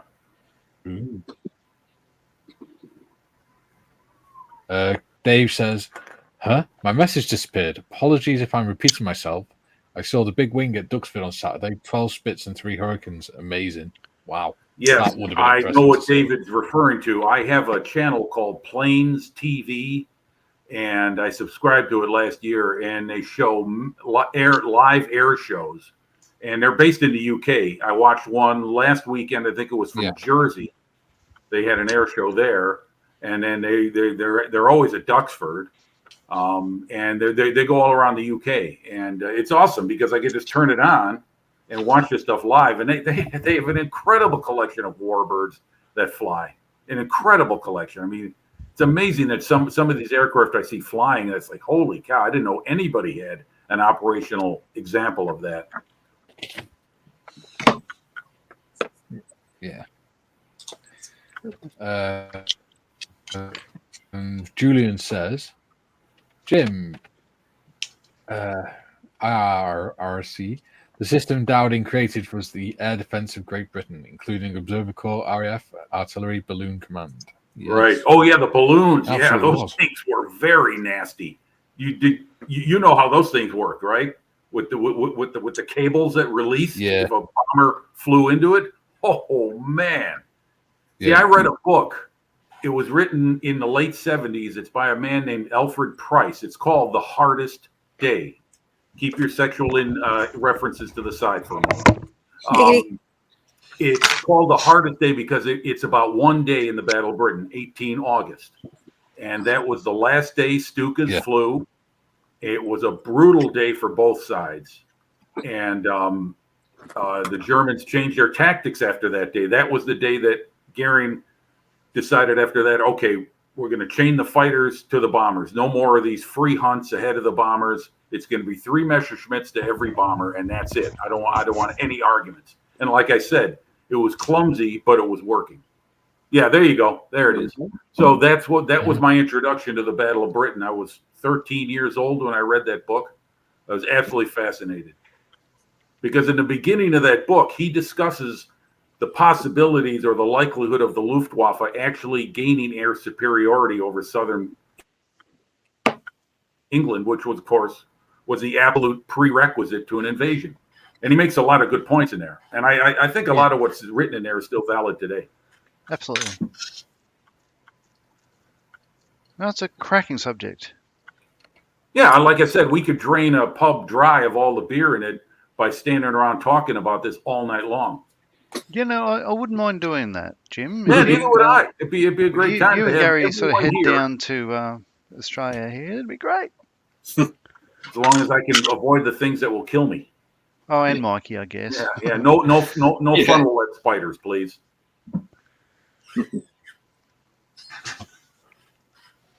No, good book. Excellent book. I highly recommend it. Carpet monster has struck again. Cool. June says. I hate when that happens. Oh. No, you read that one already, Mikey. Yeah. Kieran says, David, was M2 there? I was hoping to see that this year. Yeah. Was the Tempest 2 there? He was hoping to see it. Julian says, my maternal grandfather was a telephone engineer. He thought he didn't contribute to the World War II. Communication was key to the war effort, the Battle of Britain, etc. Yes, it was. Yes, very true. Very, very true. Yep.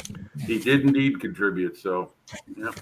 It's like the episode of Dad's Army where they're sent to guard a telephone pole, and they said it's a top secret phone line, so it's got to be guarded. And Jones ends up sat on top of it, and at the end he's saying, Captain Mannering, can you get me up here, please? I think somebody's calling. Because he starts feeling the electricity go to the cables.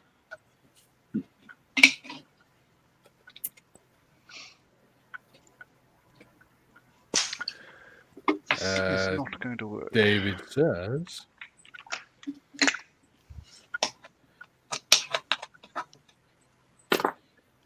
Kieran, yeah, it was there. Got a nice pic of it too. I don't think it flew though, but it was meant to. It's a big beast. Yeah, it is with that huge engine in the front. I prefer the Tempest 1, I guess you call it, with the original airframe with the big air scoop underneath the propeller, the inline engine, I think it was, as opposed to the radial. Beautiful airplane. Napier Sabre. I'm sorry? It's a Napier Sabre. The right, the Sabre. Yeah. Useful engine. Yeah. That one. Yeah, they use that. That's it. There you go, John. That's it. Yeah, there you go. Beautiful airplane. Big stonking beast of a thing. Was one of those that was used to take down V1s. Yeah.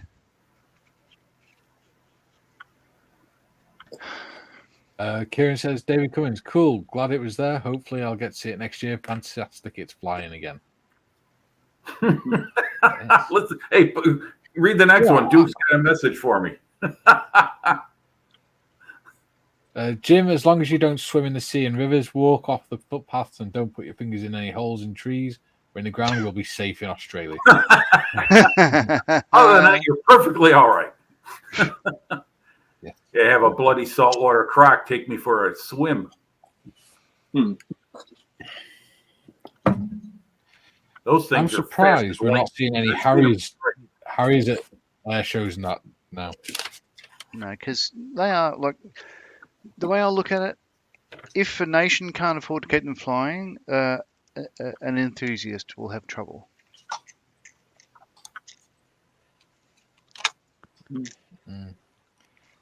But the Americans still use them and that, don't they? Well, Boy version I guess. Spanish fly them phased out in it. Spanish fly? Is that what I heard? Spanish fly. John, where's your mind at? If you could just drag it out of the gutter just for a second longer.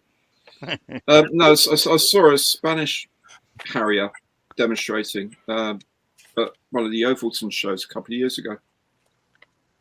Oh, yeah. It looks really cool. It looks really cool because it's got the air and ground capable radar in the front end, so it's got a slightly different nose than the irregular GR9s and stuff like that. Much more capable aircraft. It's what we should have had, actually. Let's be honest, it's what we should have bought to keep the fleet going whilst we're sorting out the F-35s and all the rest of it. Interim to the F-35 introduction. Well, that would have made sense, but nothing makes sense. That would have made sense, but government bean counters. Nothing about the F-35 makes sense. Well, it would have made sense to, we've got these two beautiful large aircraft carriers and we haven't got catapults and traps on them. So why they have to be so damn big, you know what I mean? It's ridiculous. But there we go. That's just, as I said to the Fifth Sea Lord or whoever it is in charge of naval aviation once, when I ran into him at a show. With your car? I wish I had. Had my father been driving, he would have done. It's the biggest mistake the Royal Navy's made in years is not putting cats and traps on the Queen Elizabeth class. But that's just my few cents. Then we can have big F-35s. Yeah. Okay. Kieran says, Jim, think that's Tempest 5. The numbering of Tempest is odd. It is. Yeah. I have no idea. Yeah. Well, I think it's it's certainly a Tempest 5 because that's the model I've got. But I think it was a 2 and a 5. But don't quote me. Different engines anyway. Yeah. Okay. We won't say that John said. If you go to one of my build videos, there is a little bit of history about the Tempest actually. So I go through the different mark numbers there. I know they tried a contra-rotating prop 1 and all sorts of things. Yes. Yeah. Thank you, Gary. I'll do that.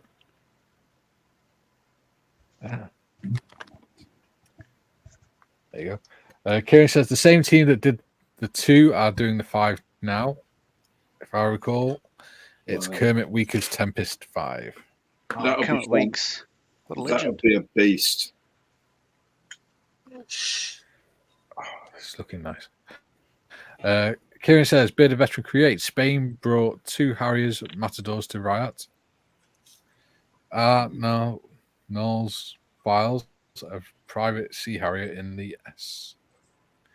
Wow. Cool. Oh. How cool is this looking? That's good to hear, actually. Thank yeah. you. I know someone's getting a Lightning T-55 up to flight status in the USA as well. Really? Yeah, wow. Yeah. 2-seat Lightning. Yeah. Damn. Because the regulation system you have over there is so much better, so much friendlier, because you can just call something experimental, and then the regulations, you've just got to prove its airworthiness and all that. over here, if you want to get lightning's flying over here, the first thing you've got to do is ignore the fact that the people trying to do it are actually lightning engineers from the RAF who did nothing but engineer lightnings all their career, but because they haven't got the correct Civil Aviation Authority licensing, it's irrelevant. There's no crossover between the two. Okay. But yeah, a 2-seat Lightning. I think I'm going to have to temporarily. You reminded me, Gary. Temporarily. Oh yeah. So I picked this up from. Okay, so the winner of each competition in their local club gets to display their model. So the previous year, the theme was twins. So I put this in because it's got 2 big engines, and I won. So yeah, you made me. Yeah, I'd forgotten that I got a steel Pinot Probe or brass, and I knocked it off yesterday. So by saying lightning, I thought, that's right, I should fix that. So if you don't mind, I'll just fix it. But this is the FX one, a beautiful kit. What a absolutely lovely. And I'm really proud of this one. It turned out very well indeed. In fact, Airfix shared this on their Facebook page, which made me a very happy man. Excellent. But what a beast. Speaking of which, what did you make of the AI Huraspit, Gary, on the Airfix advert in the magazine? Yeah, where was that published? Because that was atrocious. I don't know. It's something that's come up on Facebook. Somebody took a photo of the magazine. Oh my god, it's terrible. You've lost me. Yeah. Where should I look? Oh, I don't know. I'll send it to you in a bit. Yeah. Okay. And they wanted a picture of basically Spitfire and not pay a proper artist to do one, so they got an AI one, and it's absolutely terrible. It looks like a really bad crossover. Right. Okay. It's like a really bad crossover between a Spitfire and a Hurricane. Yeah. But this kit, it's even got one of the tail wheels on top of it. It's that is it's even got the one same of the tail kit wheels again. It's just such a good build. If FX bought this out, the same plastic, it'll be a big seller. It's just an absolutely wonderful build. Yeah. Sorry, I was interrupting. Yeah, it's that bad that it's even got like one of the Spitfire's tail wheels on top of the canopy where the mirror should be. Yeah. It wouldn't surprise me if Spitfire went Airfix decided to sue that magazine for making them look bad, because that does make Airfix look bad. That. Oh yeah. It looks like one of their adverts, doesn't it? Oh goodness me, we're out of time. Yeah. That's why I keep trying to get through the chat and things. Yeah, read that one. S should be USA. Okay.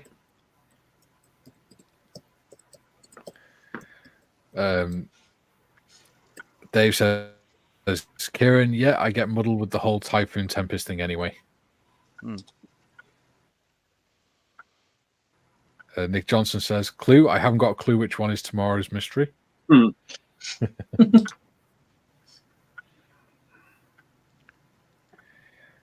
June says, second biggest, in my honest opinion, Gary, the biggest screw up was mothballing of all carriers before the replacements were ready. The United States Navy doesn't do that. Yeah, oh, exactly. Why decommission your only aircraft carrier before, years before the next one's going to be built? I mean, the keel wasn't even laid, was it? No. June says, laugh out loud, Nick. You will when Gary reads the clue out, maybe. Yeah. David says, is that the New Orleans team doing the Lightning? CAA kept making the UK Lightning Association jump through hoops. When they would move the goalpost, they had everything they needed. Yeah, I think it's. I've just been trying to find out. I think it's in Stennis, Missouri. They've got a 2-seat Lightning. They got it from South Africa. Nice.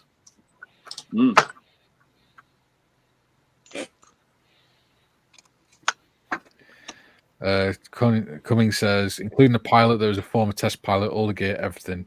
The CAA just said no. All the bastards.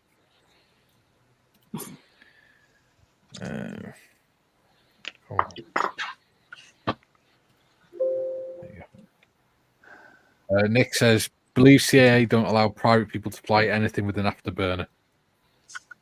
Yeah, that's true. They're also a bit That would antsy explain it. about ejection seats. They don't like explosives, but fair enough. They don't like people, regular And people, yet we not have minors, fireworks. getting hands on. No, but there's a difference between fireworks and actual explosives. Not much of a difference. Well, it's Not the really, difference 'cause they're between still explosive. deflagration and detonation.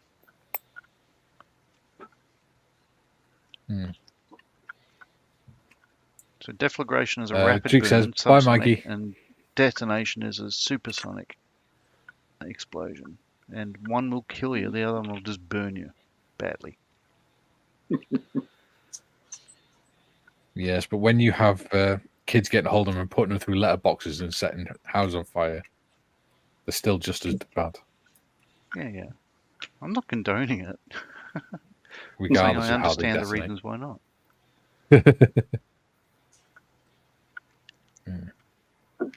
But yeah, no, under UK law, they're still classed as explosives. A friend of mine came from South Africa, was brought up in South Africa, and he was saying that you could have, as a white person, this was back in the days, you could have 4 weapons. You could have 250 kilos of TNT, but you weren't allowed to have fireworks. Yeah. Wow. You used to be able to have flamethrowers under your car and everything. Yeah. So get raided. Okay, you've got 2 Uzis, you have this. Oh my God, there's a sparkler. You're in jail. That was absolutely insane. Crazy. Nope. He disappeared. Oh, he's back again. Okay. Yeah, I'll try to figure out the OBS. Duke says, bye, John. Cheers, Duke. Yeah. Duke says, bye, Gary. Yeah, bye, Duke. Good to have you along. Duke says, bye, Jim. He's seeing you. Duke says, bye, Jim. No. Duke says, bye, Sonic. Kissy, kissy. Bye-bye. Duke says, bye, Tiff. Bye, Duke. Dave says, Nick, yep. Duke says, bye, everyone in chat. Excuse me. Kieran says, bye, Duke.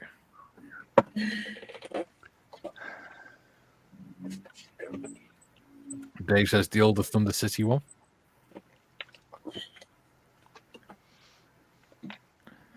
June says, the Nimitz class will still be in service for a few years when the successor enters service. Yeah. That's called being sensible. June says, John, I just read John Nichols' Eject on the history of ejection seats. They were supposed to be decommissioned by the RAF if sold privately. There we go. That makes sense. I've got that book. It was a Christmas present. I haven't read it yet, though. It's on my bedside table. Well, me and Kay are going to see his new show in Chester. The Thursday before Telford. Nice. So we're going to watch the show on the Thursday, and then we're going to Telford the next day. Wow. Quite a weekend. So it should be be good fun. Right. Fantastic. Dave says Thunder City Lightning is what I was referring to. There you go. Mm-hmm. Yes. Yeah, the South African one. Yeah. And Julian says you'll love the. Yeah. Julian says you'll love the book, John. A great read. Sonic, Cheers. stop Thanks. piddling around. It's still not working. Right. Oh well. So let's go to. It was working fine until you started messing with it. No, it's my OBS. That's what she said. She said, yeah.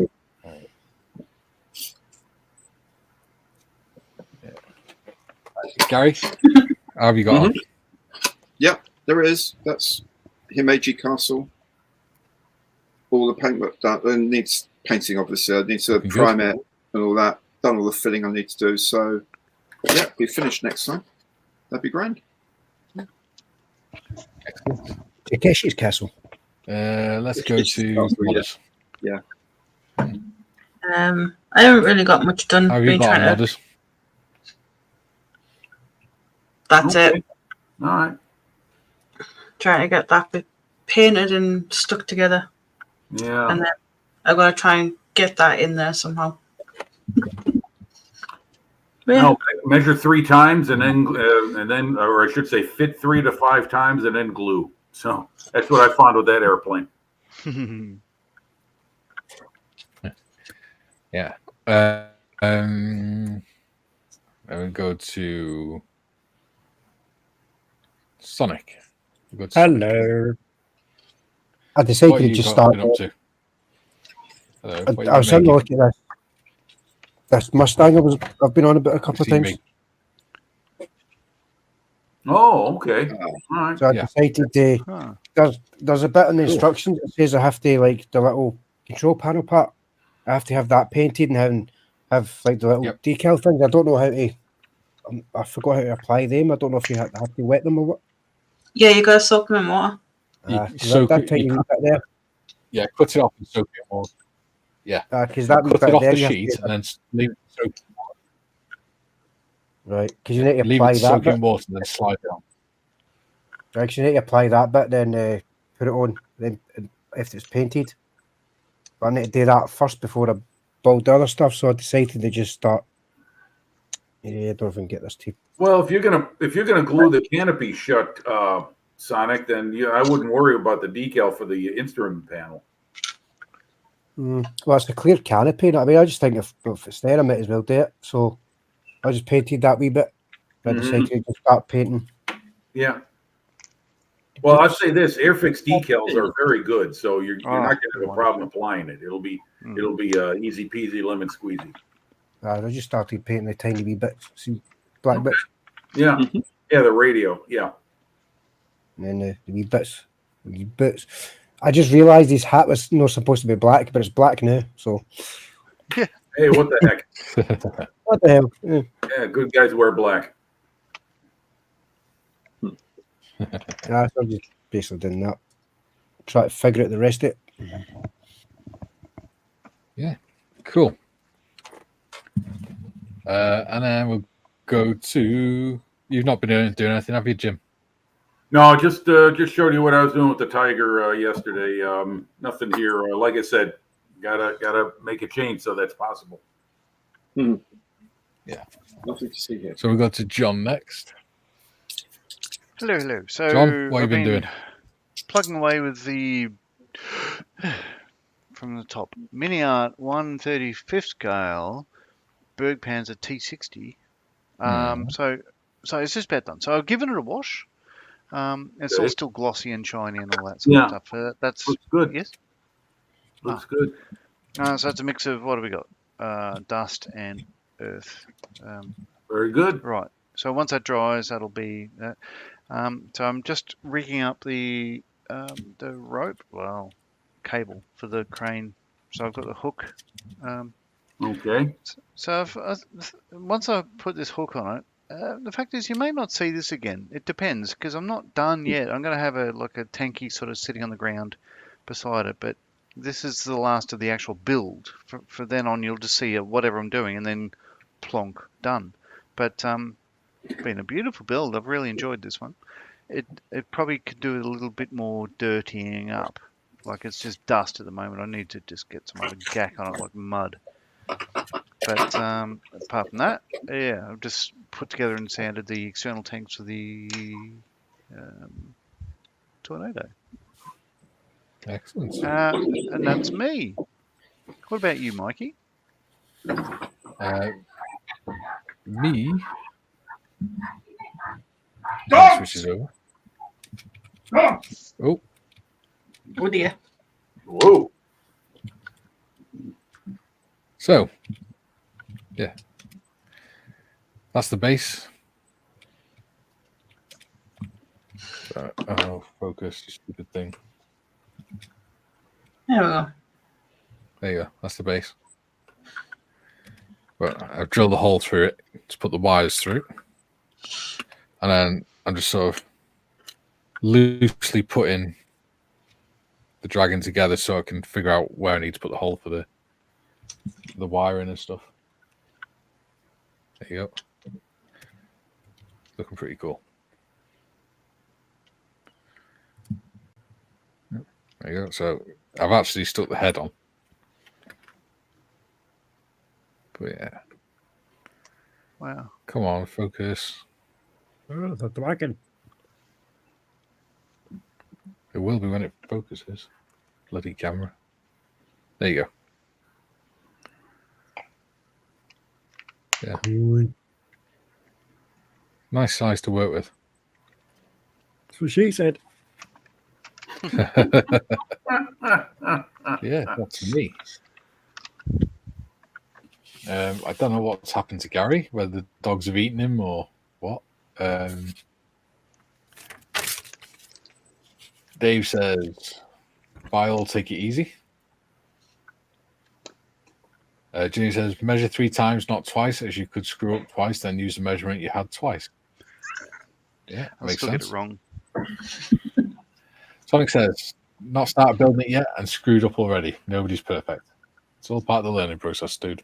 Yeah. Yeah, you'll be fine. With a kit like this, you can't really mess it up building it. Sonic says, need to get this OBS sorted and pick up a second camera and a cutting board now. Yeah. Yeah, I'm not sure Gary's going to be coming back anytime soon. Hope everything's all right. That's yeah.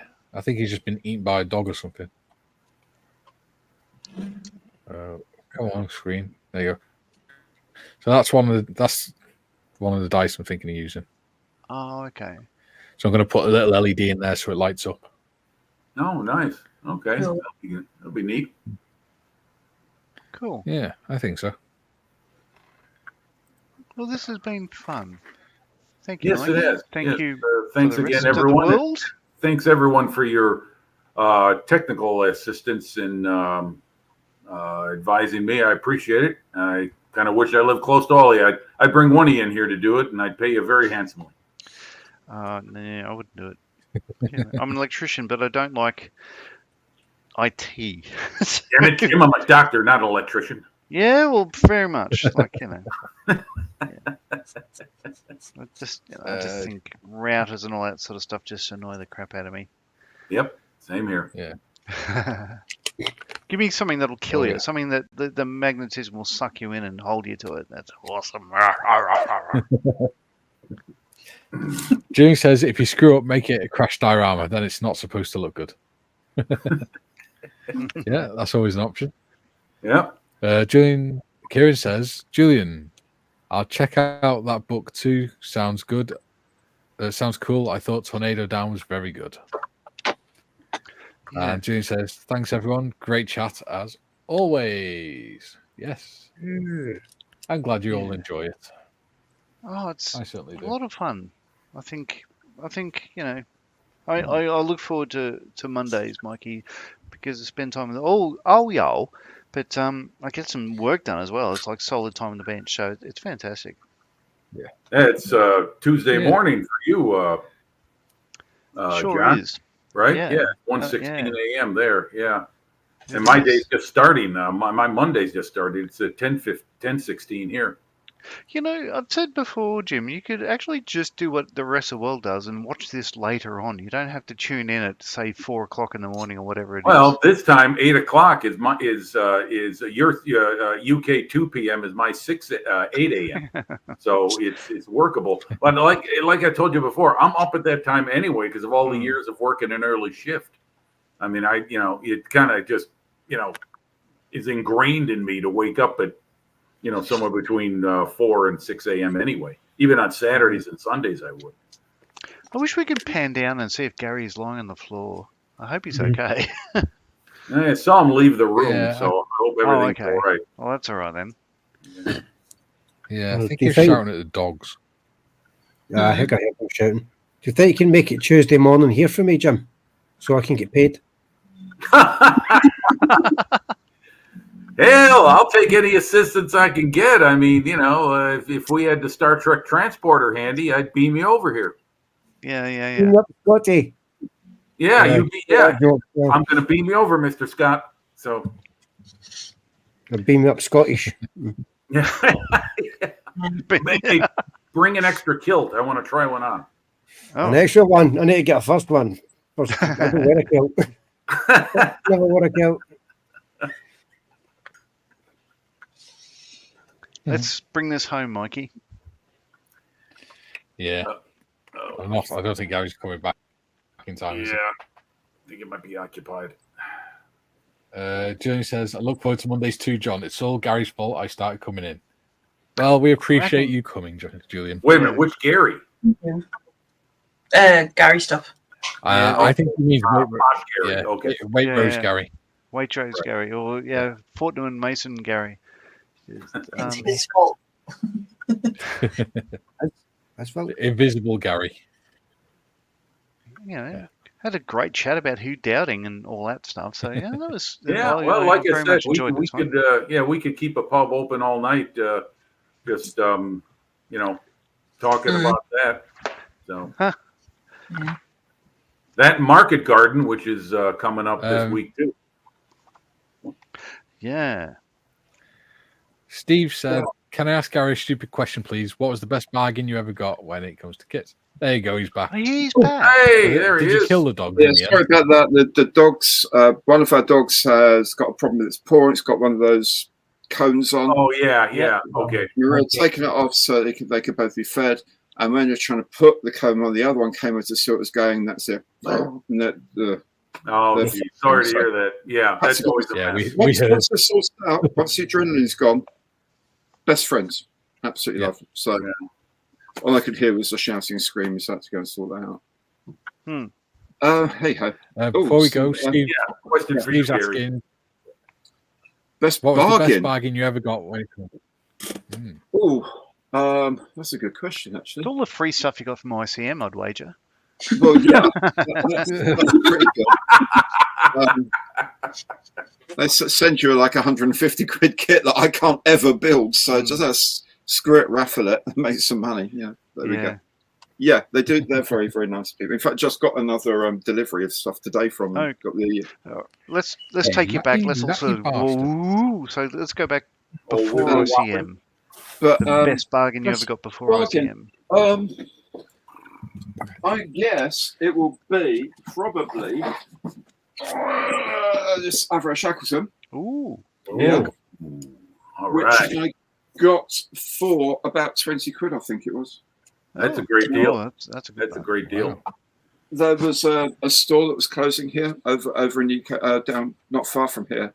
It's not long after I'd set up the channel, actually, and I did a thing about the fact that they were closing down, and they wanted to liquidate the stock, and it was like a family business. So get down there, buy as much as you possibly can, because that'll all help them. Right. And then loads of people turned up and started buying stuff, which was really cool. But everything was half price, so I got that for, I think it was about 20 quid or 25 pounds or something. So, well, either price is a great one. Yeah, it was nice. It's a lovely kit. One day I'll even build it. But yeah. Better. Hey, there you go. Yeah. Yeah. But I don't really get, I can't think of any real bargains that I've got otherwise, that I thought, hey, yeah, it really came up, like on eBay or anywhere or going to shows or anything. I can't think of anything. I thought, wow, that was really cheap for what it is. Yeah, well, you're going to find that at swap meets. I've picked up some mint condition models that the owner was just like, look, I gotta drain this inventory. The wife's on me. I gotta make this smaller. So, I mean, I've walked away with some mint condition kits for $20, $10, $5. Yeah. It all depends on what it is, scale, everything else. So, yeah. I see it on Facebook all the time. People saying, hey, just been to our local charity shop and picked out these, and they've got like 300 quid's worth of Airfix kits they've spent for like $5 or whatever, you know. Exactly. And none of the charity shops around here are like that. Let me tell you, none of them. But they're very savvy about their product here, which is a pretty good thing. Yeah. There's a nice one up by Sonic, that's where I got the Stormovic from. It was only a How much was it? Wow, that's good. He's not in Glasgow. He's in the Scottish borders. Mm-hmm. How much was the Sturmovic? £10. Oh, that's a great deal. And I got a German motorcycle with sidecar for £1. Oh, okay. They had two in there.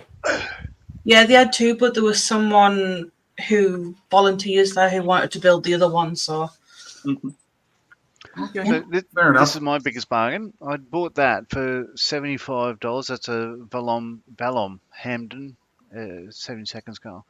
And then I was going to spend a lot of money on trying to find some decals for it, and I couldn't find any. And then in our club, one of the guys said, "Oh, I've got this. Do you want it $10 with Aussie decals?" And yeah, okay, I'll take that. I was spewing. I bought the other one, but now I can make two: one Coastal Command, one, RF. Excellent. RWF, I should say. But yeah, what a cracking hobby! I love this shit. You know, if you can get like the big planes, like quite a low kind of like a level, like a starter kind of level. Yeah. I should think I might get a decent size one at some point. Well, you're probably going to find stuff. What you could do is go for. Do you want that for free? Okay, I'll mail it to you. Oh, the old Hasegawa kit. Wow. I remember that. A friend of mine built that. It depends. If you want it, I'll mail it to you for free. What scale is it? 72nd. Yeah, that's a big. Yeah, that's a pretty good size model. I'll mail you the money for postage. Transfer. I mean, mail you them. I don't want mail money. I want transfer money for postage. We'll talk offline, but that's now yours because it was gifted to me. Thanks, man. Appreciate it. That's if you want to do an American one, yeah. Thank you. Was there any other kind of Stratojet? I don't think any other nations had those, right? No. You wouldn't sell it to other nations. America didn't like selling things that can blow the crap out of other nations. That was the predecessor on this scale. Yeah. But it'll be a nice kit. Thanks everyone. It's a big wing. No one else had the amount of real estate to build long enough runways for it now. Yeah. They built 3,500 of these in about 3.5 years. Yeah, Cold War was a big business back then. It's insane. Got to keep the Ruskies at bay. Yeah. This will basically be the third one that I'm attempting to build. The last one I did was a good few years ago. That was a Spitfire. That was easy enough. It's the same kind of kit, and the other one was meant to be the Red Arrows jet. Yeah, but I decided to, instead of just painting it red and do the proper livery and stuff like that, I ended up just painting it black and putting some red kind of like lightning kind of design and stuff like that. I wouldn't have just done my own design after building it. Nice. So I'm still a novice when it comes to like planes and stuff because I'm more into model railways and dioramas and stuff. So we'll get it a bash. Oh, Mikey wants to get this finished. We are 25 minutes over. Oh, no worries. Wow. We could just stay live till next Monday.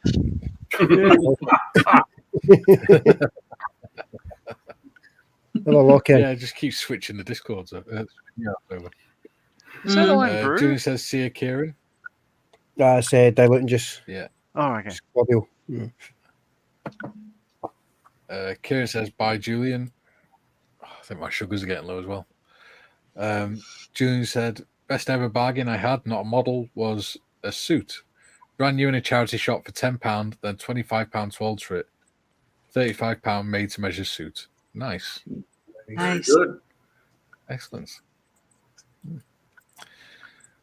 So, would you all like to say your goodbyes?